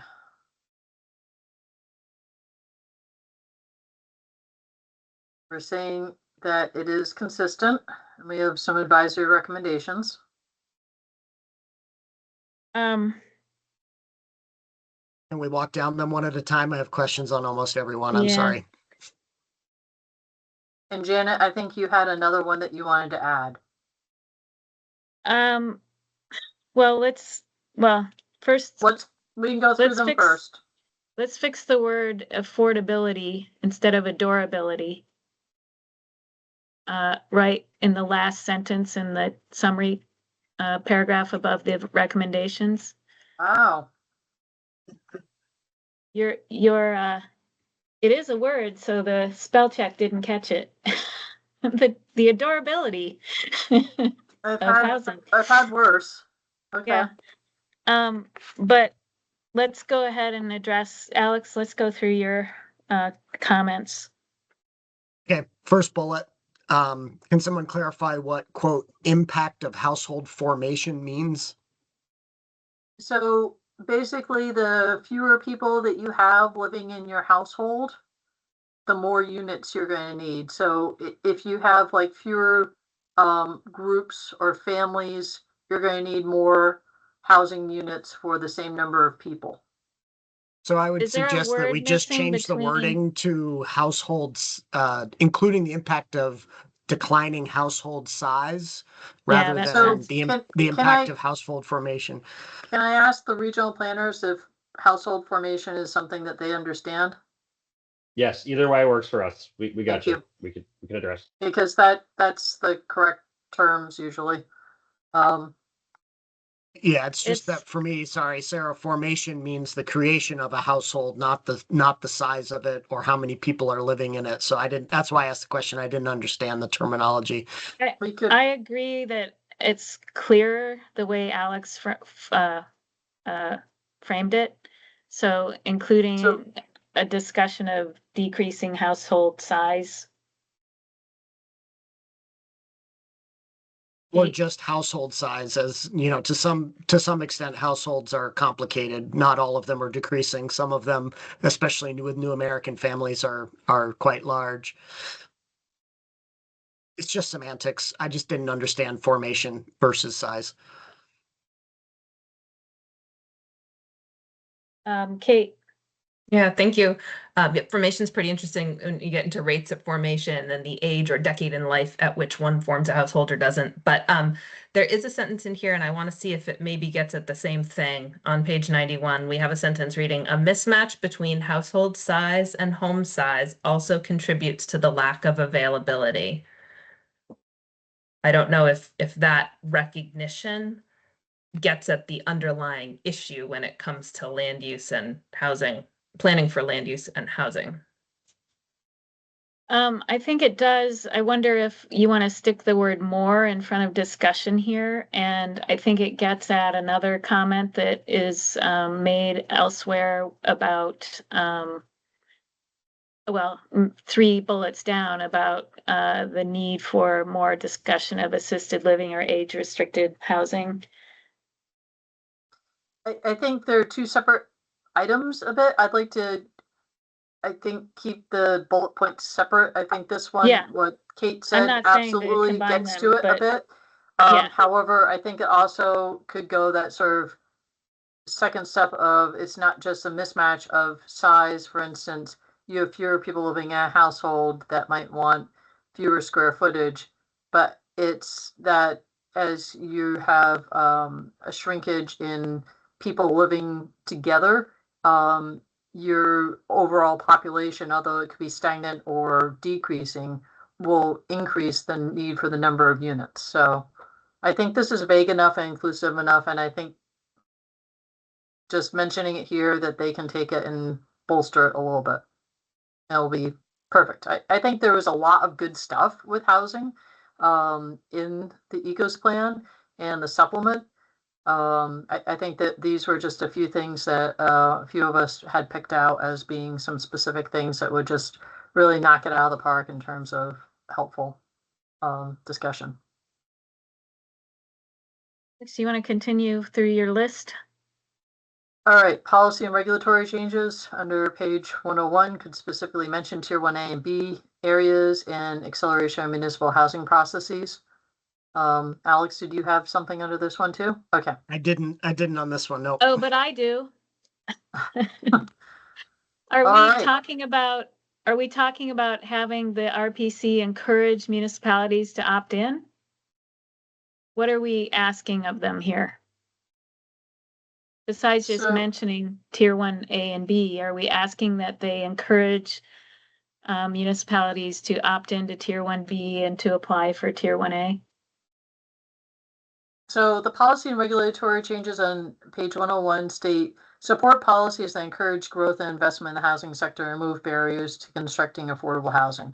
I think they should, I think CCRPC can figure out how they want to fit that in, and if they want to encourage or if they want to continue to assist, because tier 1Bs need to come through working with CRPC to achieve tier 1B. So they could just say continue to collaborate with municipalities that are willing. But I think that there's an opportunity when we're talking about reducing regulatory barriers to specifically mention tier 1A and B.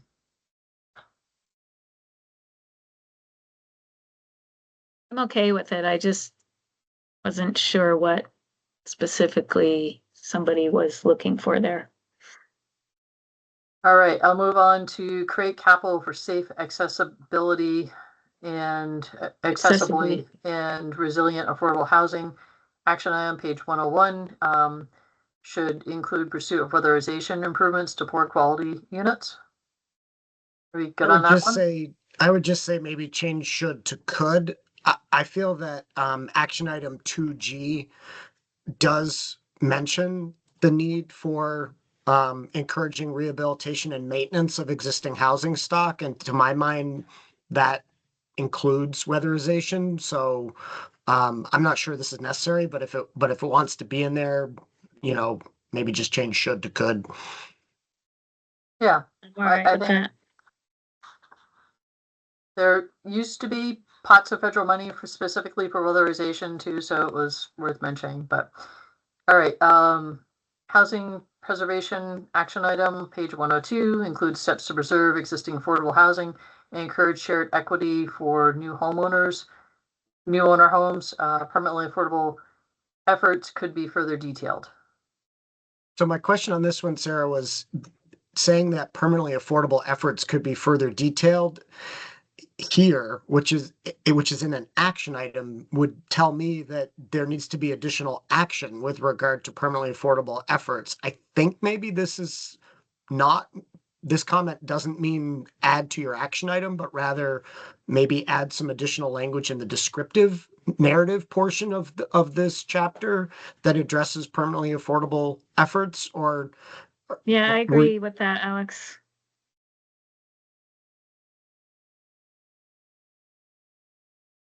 So So instead how- of instead of saying here, just say further detailed in the supporting narrative or something like that. Bingo.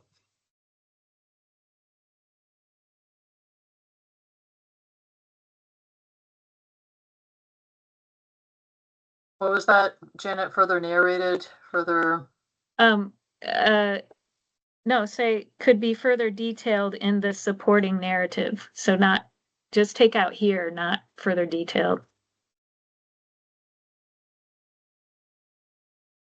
So instead of here, say in the supporting narrative. okay. This was something one of our reviewers picked up on about the analysis for assisted or age-restricted units. And to talk about this somewhere in the chapter or supplement. Kirsten? With apology, I want to go back to the second bullet, and my position would be that we omit that as an advisory recommendation. I think that just goes beyond what our role is here.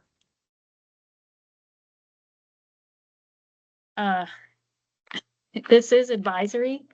I mean, we could, as Brooke argued, you know, say that all of these are beyond our role. We're just, as a body that read the plan, suggesting some things that could bolster the policies expressed. I don't think it, I don't know that, I don't know. I don't know that we need to go back and eliminate it at this point. What do you think, everybody?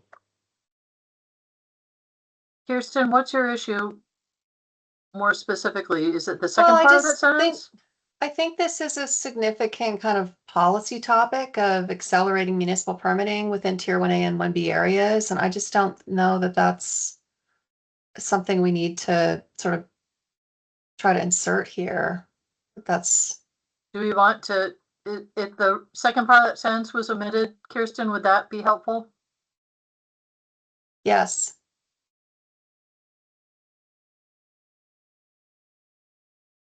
And so we're just saying under policy and regulatory changes, mention Tier 1A and B areas.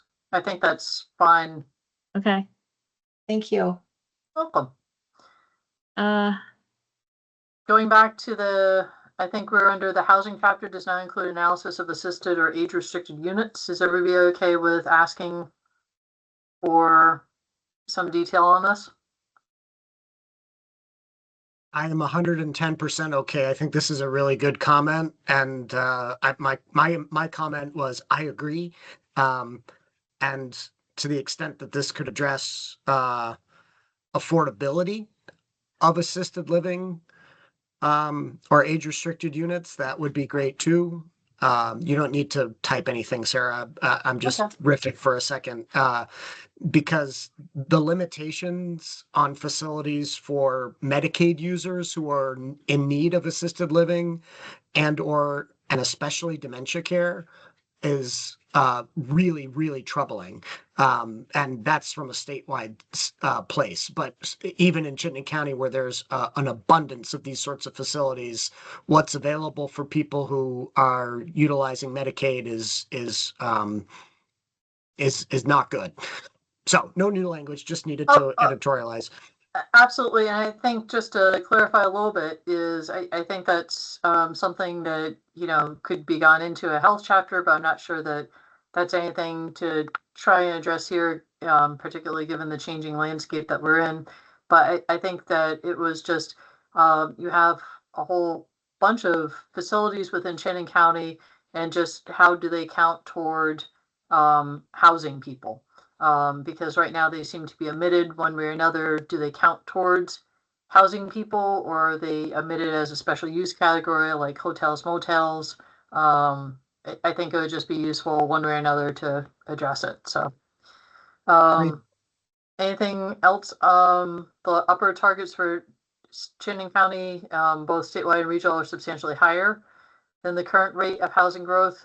Consequently, additional discussion on planned actions to enable attainment is advisable. This was a comment from DHCD, but I felt after reviewing it that this was worthy of inclusion here, because I think that if you are taking a look at the historic rate of growth versus what's planned, there is a fairly large delta that I think I was, as a reviewer, thinking that it would be very beneficial to have some additional detail on how we're going to get from point A to point B in terms of meeting housing needs. But, Brooke. Yeah, I put my hand up before you started discussing it because this one I wanted a little bit of explanation on. I guess I'm just not really understanding, like, so this is asking them how they're going to make this a reality of the targets that have been set, not by them, right? Well, yes, no, No, they they have are set set their by own them. targets. Yeah, the They distributed them, right? no, well, Yeah. they decide on which target they're going to utilize, and they have to refer to the statewide housing assessment. One of the things I wanted to say about this bullet is I think it belongs under the housing element, because other than referencing the targets under this goal section, it's the housing element section that identifies what the RPC should be doing to devise this target plan and municipalize it and break it down into housing types and affordability and that sort of thing. So, but I think anyway, it should be under the element. And I also felt like there could be more here. And if you look at, if we go back to the goal, it specifically mentions ADUs, it specifically mentions manufactured housing. We have that other comment about age-restricted needs and meeting those. And I do think that there is, I think the plan is lacking in sort of bringing all that together and presenting a strategy to meet those targets. As to which section I would say is, is not meeting the statutory standard here, I think I would put it on the other section, I guess, the element section rather than this, but I don't know how important it is to say that, but I'm okay with just making it advisory, but I really feel like it was a weakness in the plan. And even considering the supplement, was it 7? Taylor? Yeah. I felt like there was a lack of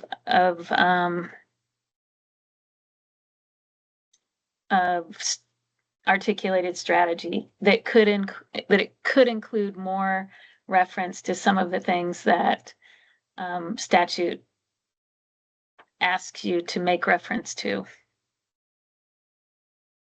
Point taken.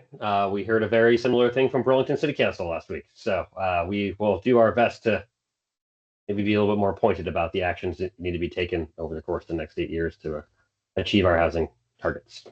And I think, you have a lot of manufactured home parks in Chittenden County, and they're addressed a little bit, but they're more addressed under the sort of the equity sections of your plan rather than the housing section of your plan, and thinking of them as a tool for achieving affordability. And so ADUs, same thing. You have ADUs are mentioned once, although your tabular stuff includes ADUs and it includes manufactured housing, but I don't know, there just a little bit more articulation of strategy. I hear you on ADUs. Well, we can do something. I think our municipalities have done a lot in terms of enabling larger ADUs. I think with the housing target that we're staring down, ADUs are going to be a pretty small part of that. Yeah, it's true. They're going to be small, but statute specifically calls you out to address them.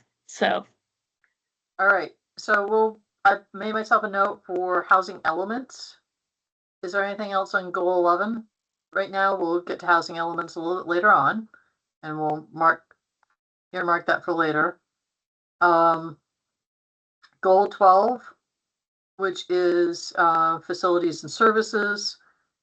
We're saying that they're consistent. We have a few advisory recommendations. Do you want me to go through them or any questions on them?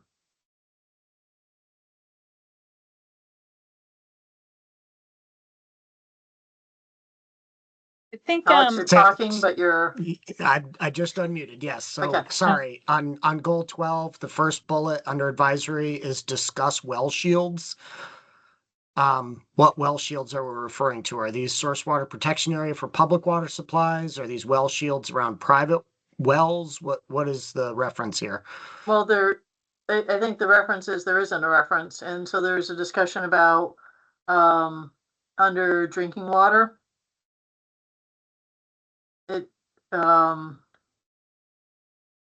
doesn't mention anything about, it says about ensuring adequate water supply will take on increasing importance, especially in areas reliant on groundwater sources, as from my experience, periods of drought and increased development. It's almost like there could be an extra sentence after that that could recognize those groundwater sources and what we could do to help protect them, which is recognizing well shields, and that would be both the larger public drinking water supply well shields as well as the private. But Yeah, it seems amorphous to me, and I don't want the regional plan to start talking about individual private wells. There are too many of them, and it's an impossible task to say something intelligent at the regional level about protecting them. So that was I just was confused about the well shields recommendation. But feel free to reword it however you can to clarify it more. I think, for public, it's more referred to as source water protection areas. yep, Well shields is more the individual, source wells, and it's something that's entirely within ANR's purview as they approve them or not. My only other comment on the advisory recommendations in this section is the second to last one, which says prioritization of the actions listed on page 137 should be considered. I don't know why we would do that if we don't ask them to prioritize in every other chapter of the plan. So there's an implementation section and it does some of that. I think that's enough. Yeah, I also think we should eliminate that one.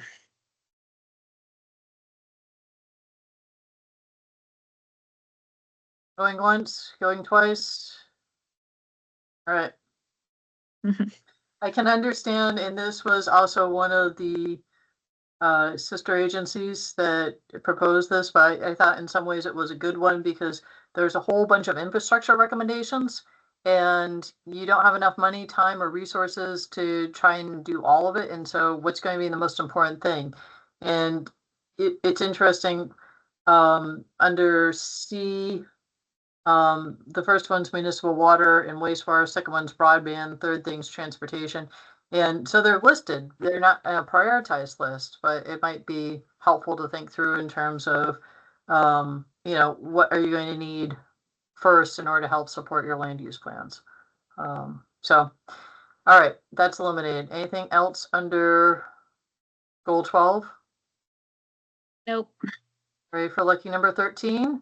And we're saying it's consistent and there are no recommendations. So unless anybody has something they'd like to add, I'll move on to 14. Go ahead. Flood resilient communities. And there is one advisory recommendation about, and Janet, this was yours that you said you might want to move To the map. down. Okay. Yeah. I think we have this maybe moved down to the map, so. It definitely looks like a mapping advisory recommendation. Kirsten, Can we just pause on the goal above for a moment about childcare? And I just want to ask you, Sarah, a question, if I may. let me You may remember just- that for, Hey, hang on. Let me just Okay. paste Janet's before I cut it. And so Janet, we do have it under here too. So we Okay. liked it so. Liked it so much you we put used it in twice. twice. Yep. All right, let me get back up, Kirsten. My apologies if I'm making everybody That's okay. seasick. All right, childcare. Yes, go ahead. so as we've discussed previously under Northwest, goal 13 is pretty lofty, right? Requires the plan to ensure the availability of safe and affordable childcare, et cetera, et cetera. Thinking about that we did make an advisory recommendation on Northwest about recommending that the RPC elaborate, if you will, I'm paraphrasing, on how it would meet that goal. Did you consider how this reply is framed relative to that, other kind of final Northwest position that we took with respect to that plan? I know it's a little apples to oranges in terms of the plan content, but I just want to make sure that if we, that we're being reasonably consistent within the content. I don't know if you had an opinion on that, I Sarah. think- or- I think the implementation matrix the action item on childcare 11.3 is very comprehensive, and when you combine that with the other 10.4,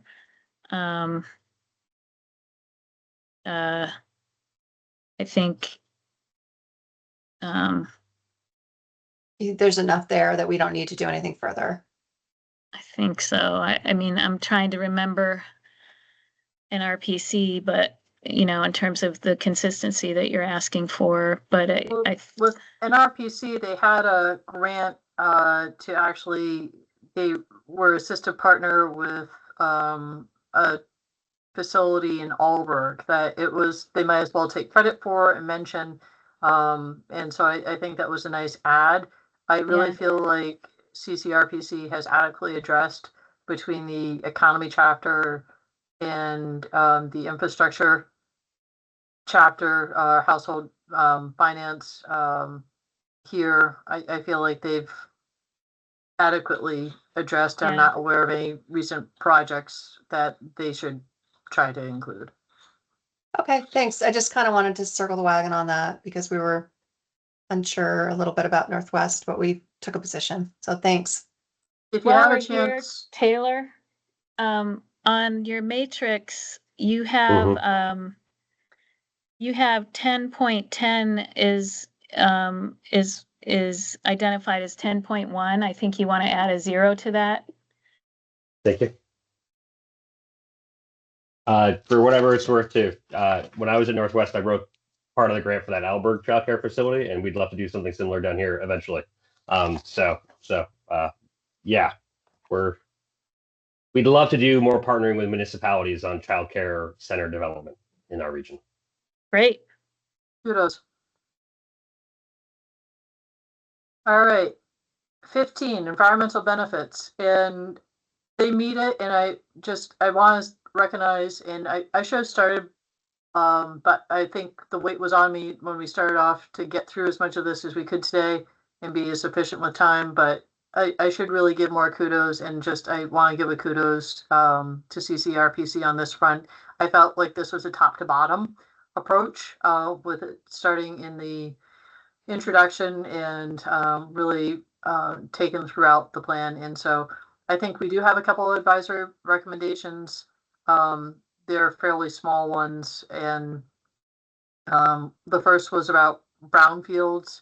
I think it's a nice opportunity to make a connection between what we do in terms of remedying brownfields also helps with the disproportionate burden historically borne by BIPOC and economically disadvantaged populations. And then the second thing was the social connectiveness chapter. There, again, we could list some of the variety of different organizations that there are within Shannon County that contribute to that social connectiveness piece. So there's a lot good going on, and I think it was just one of those, like, sort of like we were just talking about with the Allberg, of if there's something great going on, mention it, give yourself that kudos. And so those were the recommendations. And Thank I you would all. just add that I think that the CCRPC analysis, the benefits and burdens analysis, is really robust and would be an excellent model for all of the RPCs as they look to implement this new requirement for their plans. We also suggested that the NRPC could function as a model. I think the CCRPC benefits and burdens analysis is more robust. So depending on how detailed an RPC wants to be with this, I mean, I'm sure you're having internal conversations through VAPTA about how to go about this, but you guys, did a great job. Thank you, Janet. And Kate, chime in here if I'm getting the facts a little bit wrong here. But first off, I want to, Sarah Muskin and Nelson Stoner, Kate really led the charge on the environmental benefits and burdens analysis. So I want to give them all the credit there.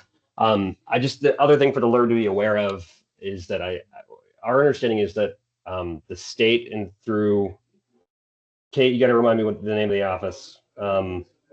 The Civil Rights and Environmental Justice Office within A&R. I don't know if it's them or if it's Susanna Davis's office, which I don't remember the exact title of. But my understanding was that they were going to do a similar analysis or develop their own analysis at the state level in the next couple of years.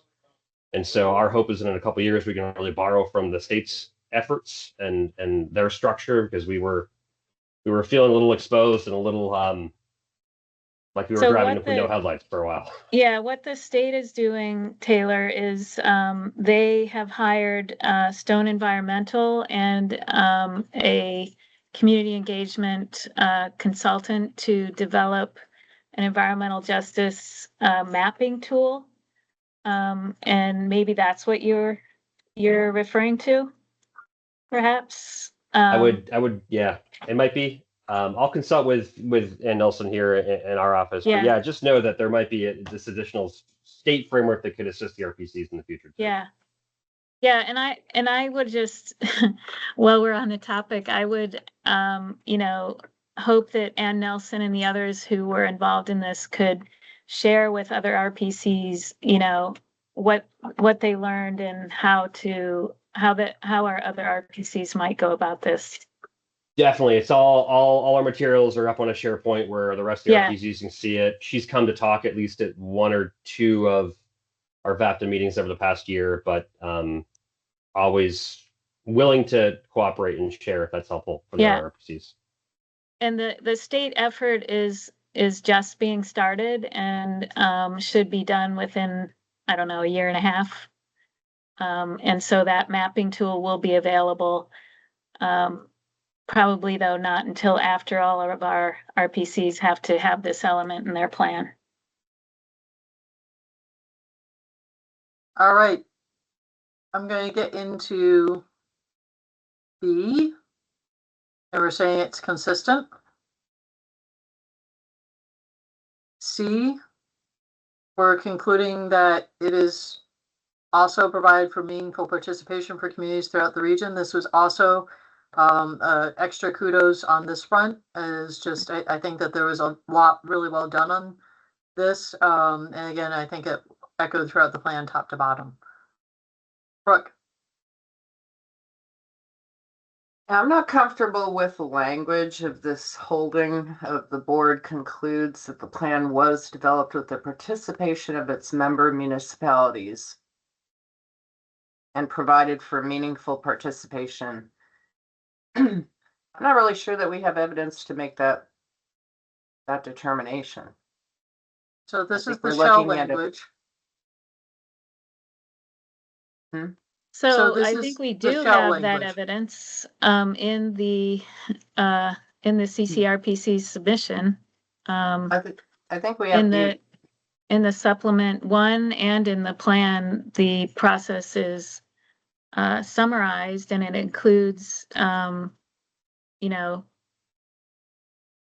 reference to the how it went about getting participation from municipalities and other communities throughout the region.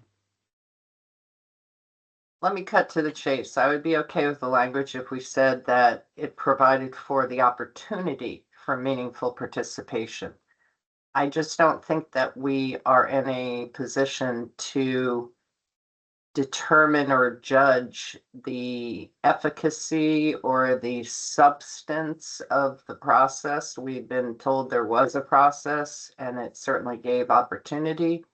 But I feel like we're going a little bit too far, like making some judgment about the quality of the engagement when we have more information about the process. So the verbiage in 24 VSA 4348A is allowed, which you can see up above. And so, Brooke, a lot of this is in the shell that's being developed for RPCs. This is the standard response that's being offered. And I think if you wanted to try and do, I think what the shell is trying to do, and most of the times, is to say, to echo here that they're meeting. And so the purpose of these working sessions is to allow for meaningful participation. And so if we have a positive finding here and say that, and I think you can make a judgment call based upon the amount of public outreach that was done by the or as part of the ECOS plan, was that it did allow for meaningful participation. There are definitely a different number of mediums, places, opportunities. I think there was a lot of trying to involve marginalized populations. I think it was evident in some of the comments that were received that you had people that were participating and commenting on the plan that usually don't. And so I feel comfortable making the judgment that their process did allow for meaningful participation. I'm totally good with the change you just made. Fantastic. Kirsten. So I agree, we have information on which to base the conclusion. I had also paused on this language that's been developed because it says meaningful participation for communities. And that term, if memory, it isn't one of the ones used above. And I think it would be cleaner to say member municipalities, local citizens, organizations. It's just the word communities. I wasn't, I mean, I think we're trying to. 3 VSA 6002. Yep. That may be where that came from. Let's check. It's okay. We don't have to resolve this now. I just wanted you to know that the word communities gave me pause relative to the other wording above in the statute. So maybe make a note in it about that. Where are you at in Janet and VSI? Title 3, environmental justice, defines meaningful participation. And that meaningful participation means that all individuals have the opportunity to participate in energy, climate change, and environmental decision-making. Examples include needs assessments, planning, implementation, permitting, compliance, and enforcement and evaluation. Meaningful participation also integrates diverse knowledge systems, histories, traditions, languages, and cultures of indigenous communities and decision-making processes. It requires that communities are enabled and administratively assisted to participate fully through education and training. Meaningful participation requires the state to operate in a transparent manner with regard to opportunities for community input, and also encourages the development of environmental energy and climate change stewardship. So it's communities is a term that's used in the definition in statute. So we could say for meaningful participation as defined in 3 VSA section 6002 instead of meaningful participation for communities throughout the region.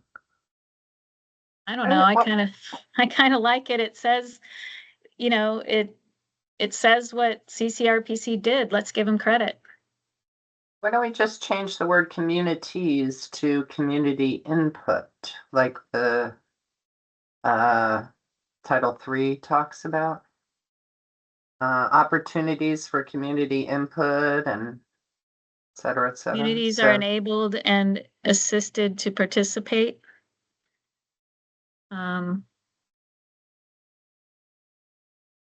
And allowed.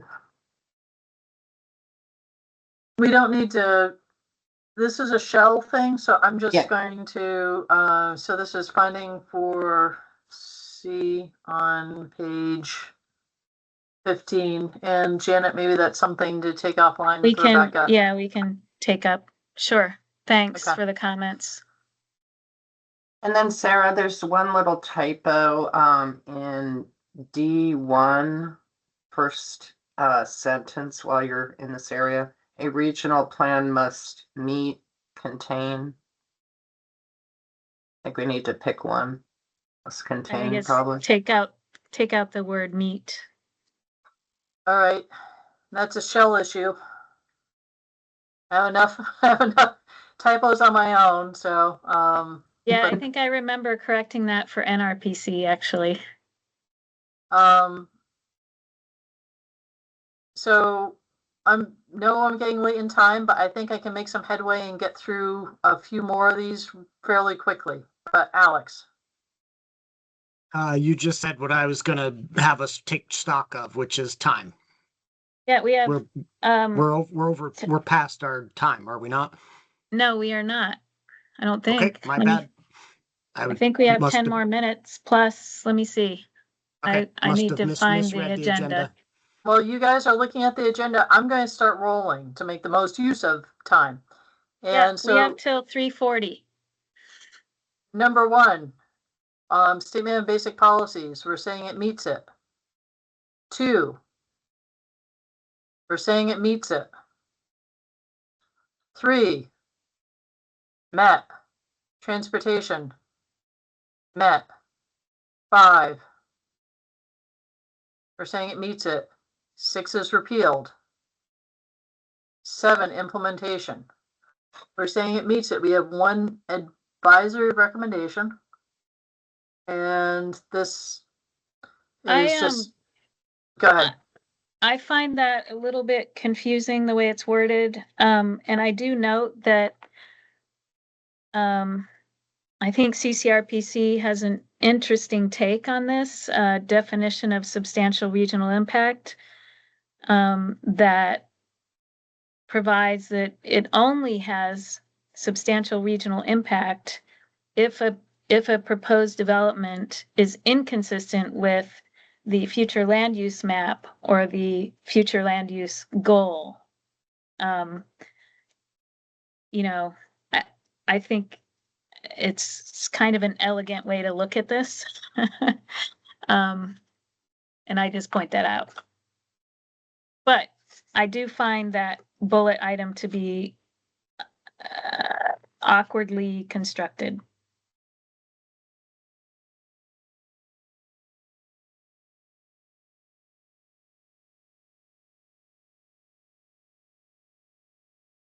And I could give Sarah an offline comment on that. Kirsten. So, back up under element 4, transportation. There was an advisory recommendation that was put above in the transportation goal that, just to mention quickly for Northwest, we included it here under the transportation element. It's the same content, it's just a question of placement within the reply. You may want to consider likewise shifting it down to here. So, So but I eliminated a lot of duplication. If I had it stated before, I chose not to state it again for better or for worse. yeah, I think what Kirsten's saying is that in the previous responses, we had a reference to this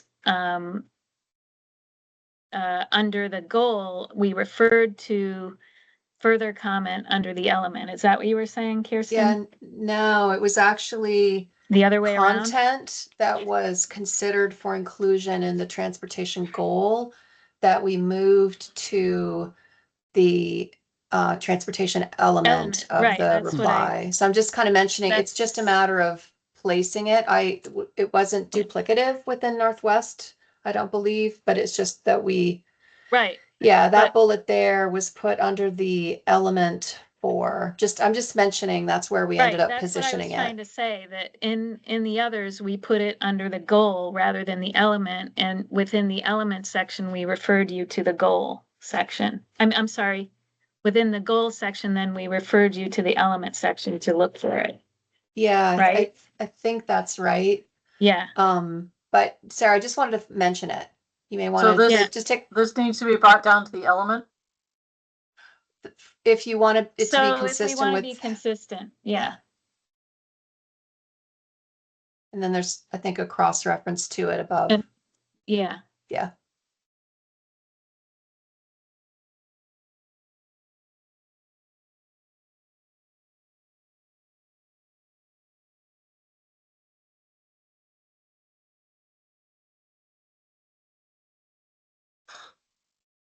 And then, just, why don't you just put a comment to add a cross-reference to the goal section, Sarah, so we don't have to do it now?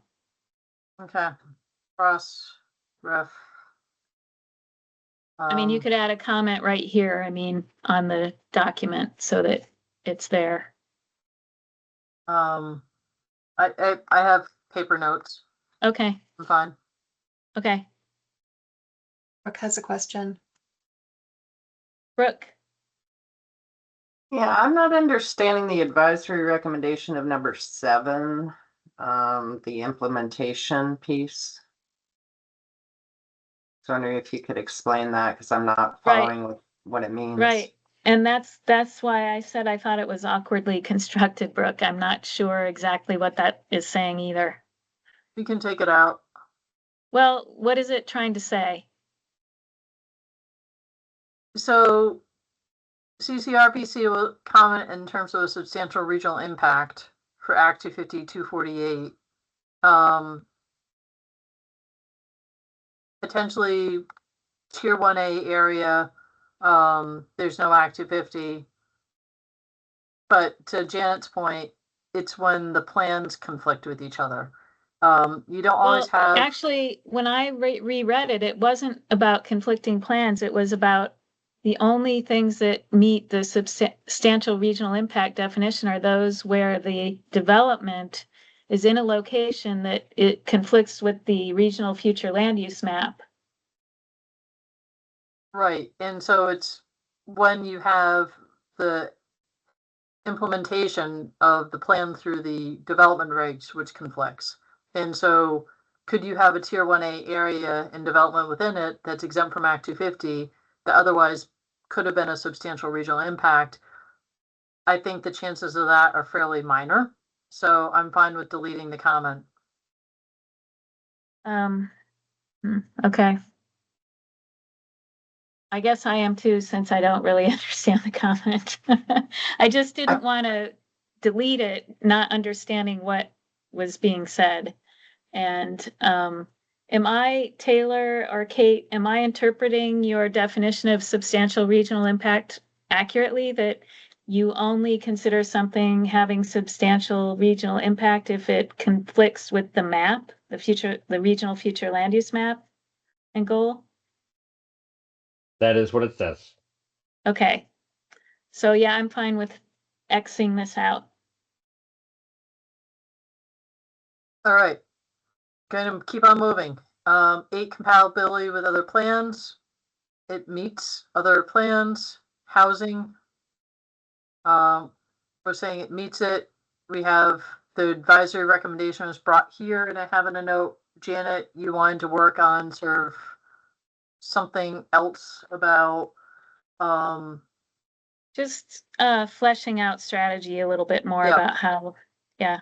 so we'll add a little bit more to that advisory recommendation. I mean, I think it's there really.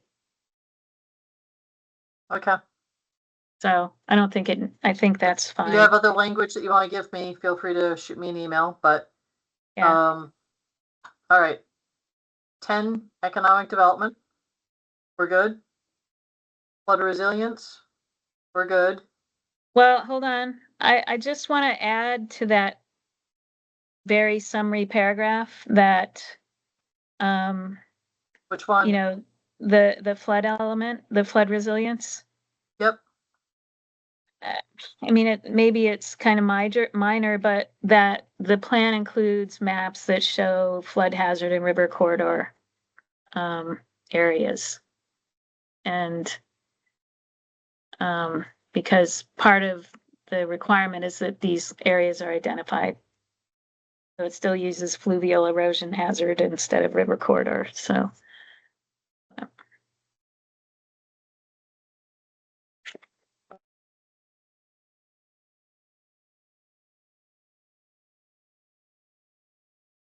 Oh, no, I wouldn't, oh, okay, good. You're explaining that for everybody. That's good. Yeah. Trying to Okay. draw the breadcrumb trail. Yeah, thanks. All right. Future land use. I think with the time remaining, I'd just like to go through the general recommendations. Which is, it meets it. And I think we have a few here. The suburban nature can be hard. I think the first one's just sort of acknowledgement of what we've talked about at previous meetings, which is where there are pedestrian amenities, walkable areas might exceed that 1/4 mile that was developed by the BAPTA methodology. We're taking a look at much more inclusively when there is the infrastructure there to support. I think the second bullet point is what Janet was saying about trying to map river corridors and shorelines as uniformly as possible, wherever possible. The Taylor. third thing. Hold on, Taylor. Yep. It would, yeah, the river corridors and shorelines. It would be helpful if you could flag where you're seeing that, because we were thinking we were pretty Yeah. consistent on that one in particular. I had some really specific examples that I emailed to Sarah, and maybe I can email them to you, Taylor.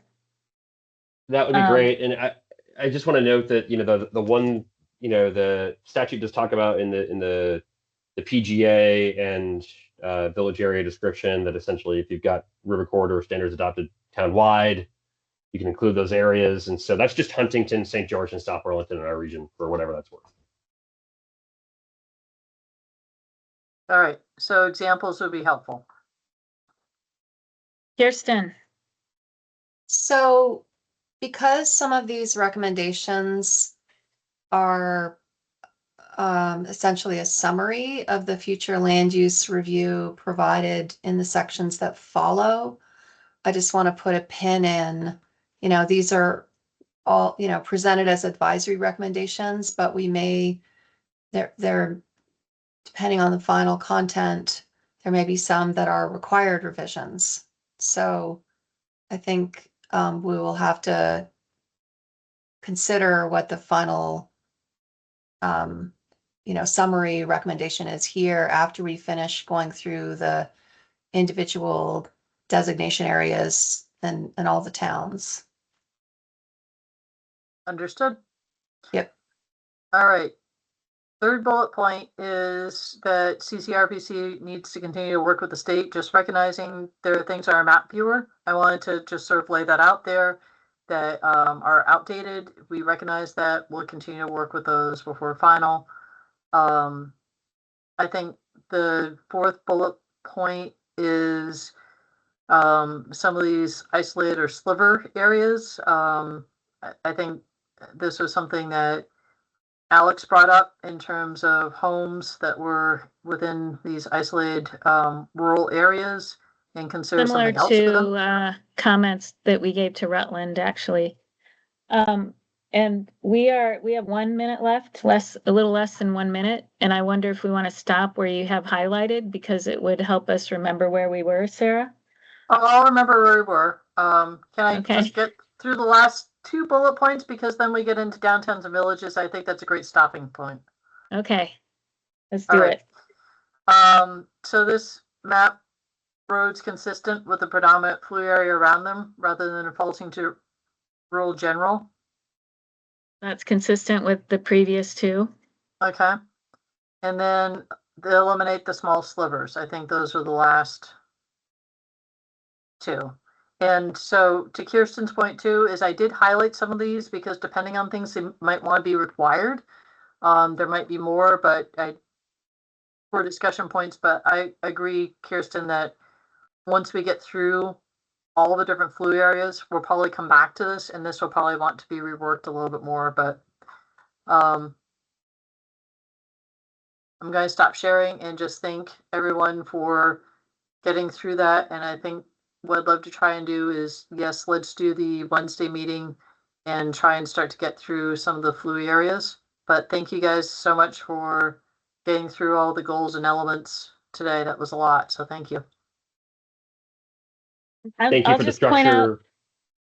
that Sorry, I Janet. will not be here for the other 2 meetings this week, but I have given Sarah extensive comments on the map through, well, at least for downtown centers, village centers, planned growth areas, and village areas.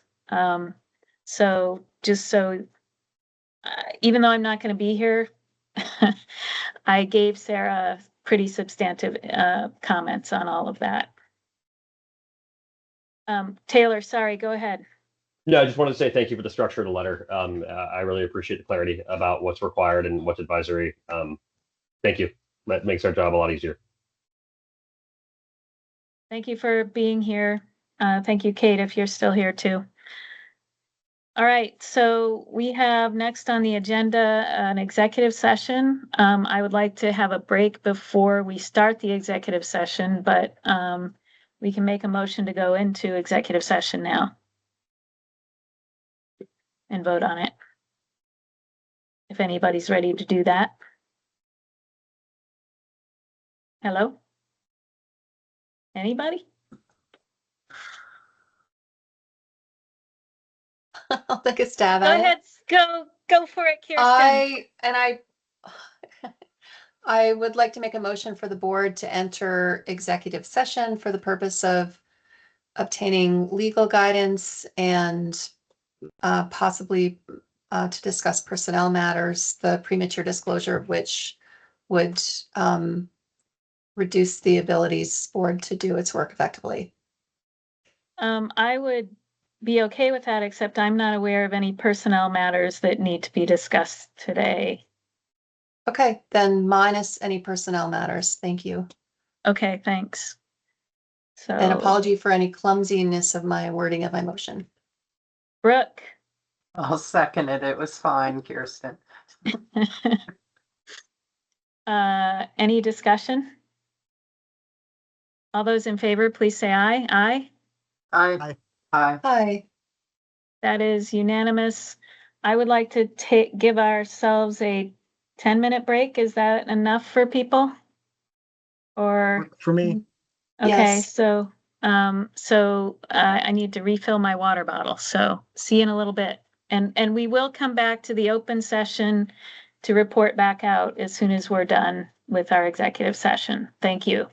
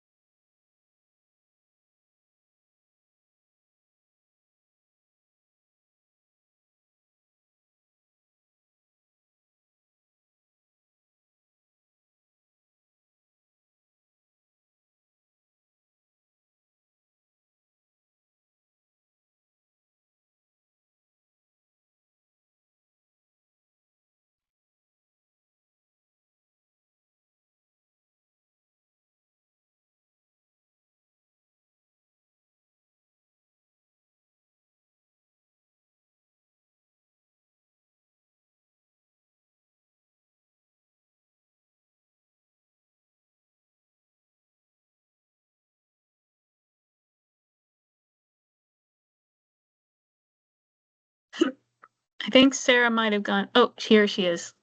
Did you accidentally go to the executive session, Sarah? Somebody else started, I so I did. joined it. So, yep. Oh, okay. Somebody did. Yeah.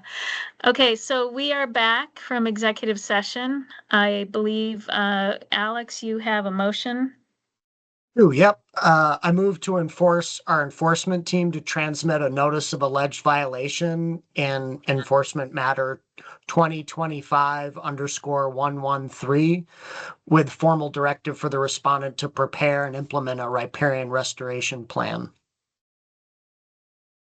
Thank you. I'll second it. Thank you, Brooke. Any further discussion?